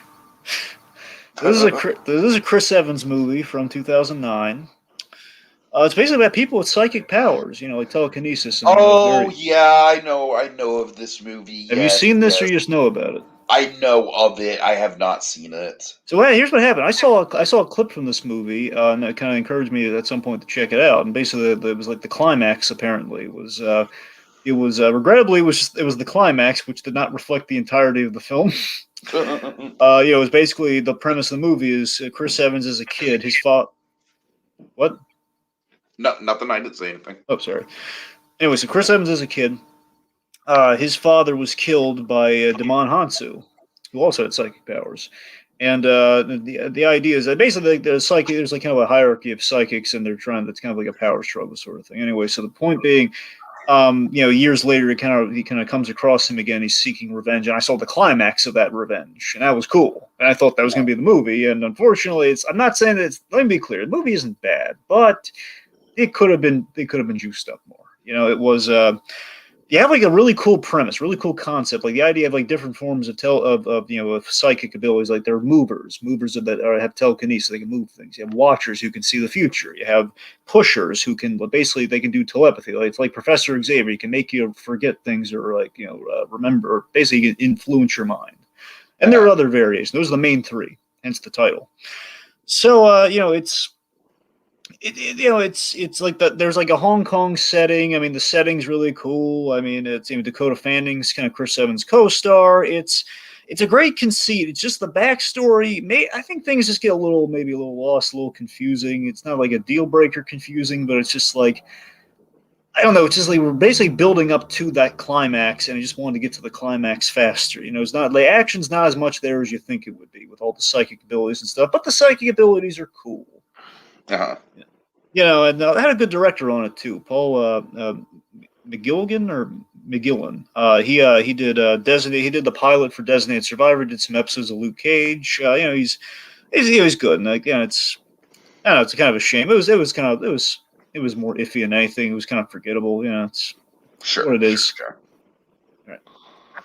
Okie dokie. Let's see. What's next on my list? Carol. Okay. Hey, look, Kyle Chandler. Come save this movie, Kyle Chandler. Dragon, this is oh boy, this is not the movie I thought it was gonna be. I'll say that much. This is another movie I saw on the flight. So essentially it's Kate Blanchett and Rooney Mara. You remember Rooney Mara, right? Rooney Mara, yeah. Mara, yeah. So essentially, the idea of this is that Kate Blanchett is an older woman seducing this younger woman into an affair, and Dragon. I thought this would be a lot more sexy and a lot more, frankly, a lot more kind of insidious, I guess is the right word, than it was. Because at the end of the day, Dragon, this pretty much played like a straight romance. And Kyle Chandler is, of course, Kate Blanchett's ex-husband who's kind of caught in the middle of it. And, he's like the sensible one in the room. And he is like by far my favorite character. Here's the thing, Dragon. I expected this to be a lot more of a thriller. You know what I mean? I expected it to be a lot more of like oh, look at Kate Blanchett, man. She's really got her hooks into this this easily manipulated young woman, and oh my god, it's she's just kind of like bringing this young woman down a path. And Dragon, the movie is not like that at all. Like I said, it's a fairly straightforward romance that just happens to have characters who have a pretty significant age gap. And that's kind of the disappointment in it, man. I'm not going to say it's a bad movie. Like it's a very well made. It's a Christmas movie, believe it or not. Well, you know who directed this, don't you? Who? Todd Haynes, who also directed Dark Waters. Oh, okay. There you go. All right. So yeah, it's on Netflix. So if you wanna kind of get some more Dark Waters love, I'd check it out for the Kyle Chandler of it all, Dragon. Because like I said, Kyle Chandler is kind of like the everyman character in this situation. And at the end of the day, it's a good movie. It's like as a romance, it is pretty compelling. Like I said, the only thing is I kind of went in with this expectation that it was going to be more of like a thriller, where Carol is more of kind of like a seductress, but it's not that type of movie. I don't know why I thought it was that type of movie. But I liked it. Like I said, watch it for the Chandler and watch it for the director. It's not going to make that big of an impact on me, but I'm glad I finally saw it. It's one of those movies that kind of like every year there's that one movie that gets nominated for Best Picture, and you're like, wait, what? What the hell is that movie? Where did that come from? So this was that the year it came out. So I'm glad I finally got a chance to see it, because it's been on my radar for quite a while. It's not the movie I thought it was, but it was a good time. Not necessarily a good time. That doesn't really describe the movie, but it was a solid watch. All right. Okay. All right. So next one for me is Get On Up. Yeah, this is Boseman, right? Yeah. This is Chadwick Boseman as James Brown. This was he was going away on HBO Max, so I watched it before it went away. Why would they take it off of HBO Max on Black History Month of No, here's the thing. They took it away right before February, which is dumb. But yeah, that is really dumb. I don't get what they're thinking. Was my guess is that another streaming service or somewhere is going to have this on. I mean, I'm sure it has something to do with the rights. Yeah. Yeah, I guess. Anyways, the point being, though, so Get On Up. So this is, remember, Tate Taylor did this. The guy who did a bunch of other stuff, like he did that Ava movie recently that I talked about on, I guess, last month on Netflix. But he's also done stuff like The Help and Ma. This guy's got very diverse. Wait, hold on. Hold the phone. Hold the phone. Yes. He did Ma, is in the fucking Ma movie from last year that I love. Yes. Oh my god. Oh, I told you this when we did Ava. I am the biggest fan of Ma on the internet. I'm aware of this. That's why I mentioned it. Yes. So that's the thing. I told you this when we did Ava. So Tate Taylor, again, he's got a really diverse style. He did Ma, he did The Help, and he did that Ava movie. Oh man, the guy who did The Help did Ma? Oh Jesus Christ! Yes, and again now he's doing. That's fascinating, and he's done the big, Chadwick Boseman James Brown movie. Yes. So yeah, this is, and again, it's really stylistically. None of these movies are the same either, which is really interesting. Which obviously don't want them all to be the same. But my point is, like, this thing is really stylistically interesting. It's it jumps all over James Brown's life. It had like hitting the highs and the lows. It basically builds to like kind of the ultimate low point. Basically, we start at the low point, then we kind of build up to like what kind of leads us there, but we jump all around getting there. There are some fourth wall breaks, like just James Brown breaking the fourth wall and kind of talking to the camera, which is interesting. Of course, the low point being James Brown gets arrested really, really ridiculously, but it happened. Bozeman is amazingly accurate as James Brown. He becomes the guy, and he's got the voice nailed down. He's got the moves. It's astonishing. I assume he did his own singing. I mean, I could be wrong there, but usually these guys, when they play singers, they tend to like remember Bobby Darin with Kevin Spacey Uh-huh. mastered the songs and everything. It's interesting fact. Viola Davis is in this. She ironically Oh. she plays James Brown's mother. Uh-huh. And now she only shares So one scene. you're saying she plays James Brown's Ma? Yes, plays the Ma, but also again the whole Ma Rainey's Black Bottom, the whole Right. and Oh like God. kind of Oh like God, Ma, you're right. Viola yeah, Davis is really Ma-ish. That's and kind of and her like thing now. and like Ma Rainey's Black Bottom, if I recall, there's really like one kind of real scene between the two of them, between Okay. Bozeman and her, and that's the whole point of this. And why I'm bringing it up here is that Get On Up has one amazing scene, and that's in the movies great. But there's this one amazing scene between Viola Davis and Chadwick Boseman. The only scene they share together, because she's with the young kid version of James Brown in the movie. Uh-huh. Until this scene where basically she kind of meets him now that he's a star, and it's this heartbreaking scene. My God, it's like James Brown, because basically we learned James Brown had a terrible life growing up, utterly horrible, and just you feel so bad for him. And that's the whole the base of the movie's thing is that James Brown had an ego, and you're seeing what begat that ego. You're seeing that he was so alone in life before music entered it, and he basically he mistook fame for love. Ultimately, that's what he mistook fame for the love that he didn't get as a kid, and you feel horrible for him. And it's like as he's doing these egregious things at times, he's like he does believe, he does believe in his band and his music and everything, but he's just kind of treating them like crap sometimes, and you just feel horrible that he's doing that. But you understand where it's coming from. Dan Aykroyd's in this, and he's great too. He kind of plays the father figure to James Brown, and you have Octavia Spencer as the mother figure to James Brown. And again, the good luck charm of Tate Taylor, apparently, for the movies that really work for him. Octavia Spencer, a la mom, a la ma, a la the help. So yeah, this was great. I don't know if I like it as much as Marshall, but this was great. It's a little Rocket Man esque. That is a good blueprint to go on for a biopic like this. We've lost visual. Okay, so the assistant. I'm not going to talk too long about this. I like what they did with it. It's definitely a thriller. It made my top 10, pretty low into my top 10, but it made it up there. It's essentially just like I like it for what it does in terms of like it's an interesting experiment in minimalist filmmaking, and that's why I really appreciate it. Like it's the kind of movie that you watch and in a good way you're thinking I could do something like that. You know what I mean?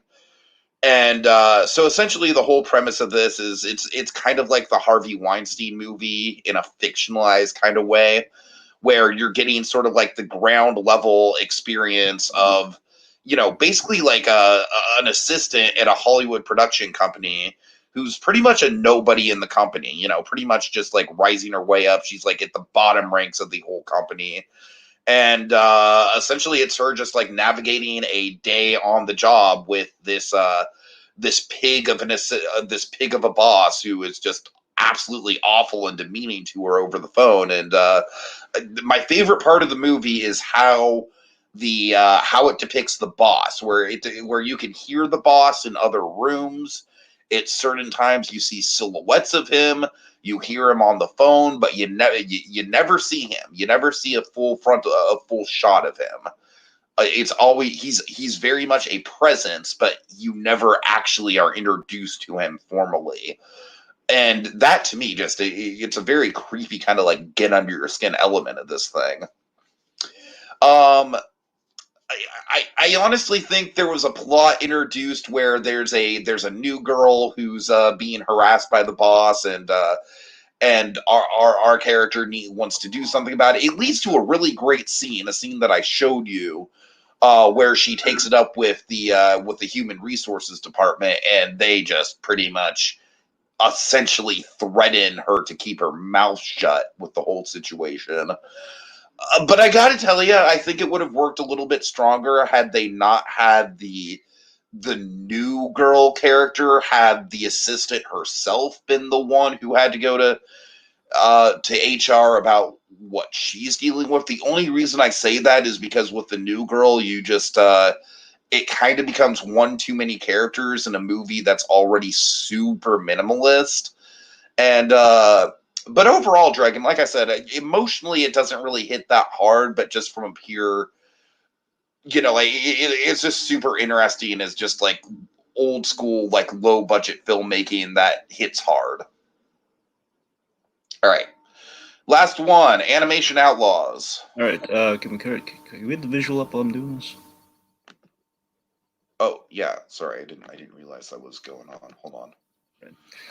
There we go. Okay, so yes, Animation Outlaws. So yeah, this is on Amazon. It's pretty short. This was quite the treat. I gotta tell you, this was a real treat. Apparently, this kind of blew my mind for years. It's There are another these two. John K. documentary. Uh, not. It's I not was an just kidding. Yeah, that's the thing. It's kind of. I was using the outlaw thing in the legal sense of the word, Dragon. I was kidding. Gotcha. So yeah, this is about there are these two guys that hold a film festival, Spike and Mike. So Spike and That's Mike, just a good name for a film festival, right there. yeah, Spike and Mike's Film Festival. yeah, Spike and Mike's. It's something or it's like Spike and Mike's. God, I'm blanking on what the rest of it is, but essentially it's Spike and Mike's Film Festival, Animation Film Festival, something up the. It's like there's something like it's kind of a riotous sort of thing too. It's like yeah, it doesn't matter. I get the point. All right. Regardless, so basically, these two guys, honestly, I feel embarrassed for not knowing about this. That the festival circuit you always hear about within, like, when we talk about the Pixar shorts and everything, this was where it went. This is like all the animation greats, Tiki. I mean, all the greats, especially the TV ones, all the ones like Craig McCracken's, your Gendy Tartakovsky's, the whole 9 yards. Everyone they went through here, this film festival. So basically, this was the name of like that nameless film festival for years. This was like this is like the Oscars for the animators. This is huge for them. This is the Cannes Film Festival for the everyman. Yeah. Like all the towns, like John Lasseter, Pete Docter, Andrew Stan, they all like Pete Docter and Andrew Stan got their start at Pixar because of this film festival, which kind of blew my mind. And this is where they showed the new bold and irreverent animated shorts. This is where they debuted because these two guys love the medium so much, and they kind of celebrated and gave them the spotlight the industry wouldn't. And just kind of it started off as like animation for everyone, got a little more edgy over time. And the animation's, the animation's great. Again, all of our betters are there, like Nick Park, like the whole 9 yards. It's mind-bendingly informative, for me. I felt it's presented really nicely, and makes you want to look into a lot of the early shorts and then the festivals and everything. It's a real treat. It's real nice. Okay. All right, best and worst. Best, I definitely have to go with Kung Fu Hustle, Dragon. Kung Fu Hustle, I would strongly recommend it. It's a blast, man. It's such a fun blend of styles and genres, really likable characters. For the worst, you know what, Dragon? I mean, obviously Mulan 2020, like that's obvious, but I mean, I'm gonna have to say The Little Things. Oh. Just because of how derivative it is, man. Mulan, that's more derivative. No, I know, but Mulan's obvious though. If I'm gonna have like a more interesting answer, like the answer that's not just like the obvious thing that's already been beat to death by a dead horse at this point. Wait, that's the wrong analogy. The dead horse isn't doing the beating. But I'm sorry. No, I don't know. The Little Things just really rub me the wrong way as far as just like, wow, you really have nothing original to say in this kind of genre, do you? This is just going over the basics, man. This is just going over a checklist. All right. Best and worst for me. Let's see. Okay, so this is easy. It's just I have like kind of a Sophie's choice of one of them here. The best, it's between One Night in Miami and Dark Waters. Like those are the really impressive ones. I'm probably gonna go One Night in Miami. Probably. I mean, I'm still geeking out about it, but Dark Waters is also great. Okay, worst, easy. Worst was Lockdown. Oh, so boring. It was so boring. Oh God, I'm never gonna get God. that time back. Why did they have to give him poetry and all that? Why? Oh God. Why do we gotta make everyone a poet to make him interesting? I don't get it. All right. Well, folks, we will see how February goes. I'm not even gonna go through the releases because God knows what's gonna happen. I mean, there's a couple big ones coming up, right? There's I think there's a big one coming up in the next week or two. Well, we have was it Judas and the Black Messiah or Yes, something? Judas and the Black Messiah. Thank you. That's the I one that I'm think it's really Judas and the Black Messiah. I know it's the Black Messiah, but yeah, that's the one that I'm really looking forward to. That's getting a lot of late stage Oscar hype. there's that and there's Um, Tom and Jerry. fuck me. But all right. Hey, Well, Peter's in it folks. though. Well, you know what? If they don't talk, Dragon, if they don't talk. All right. Well, folks, we've waxed on long enough. It's time to put the pen down. Until next time, when we return for another fitting chapter in our Movie Memoirs. Because we've got to have money. Bored! Bored! So bored!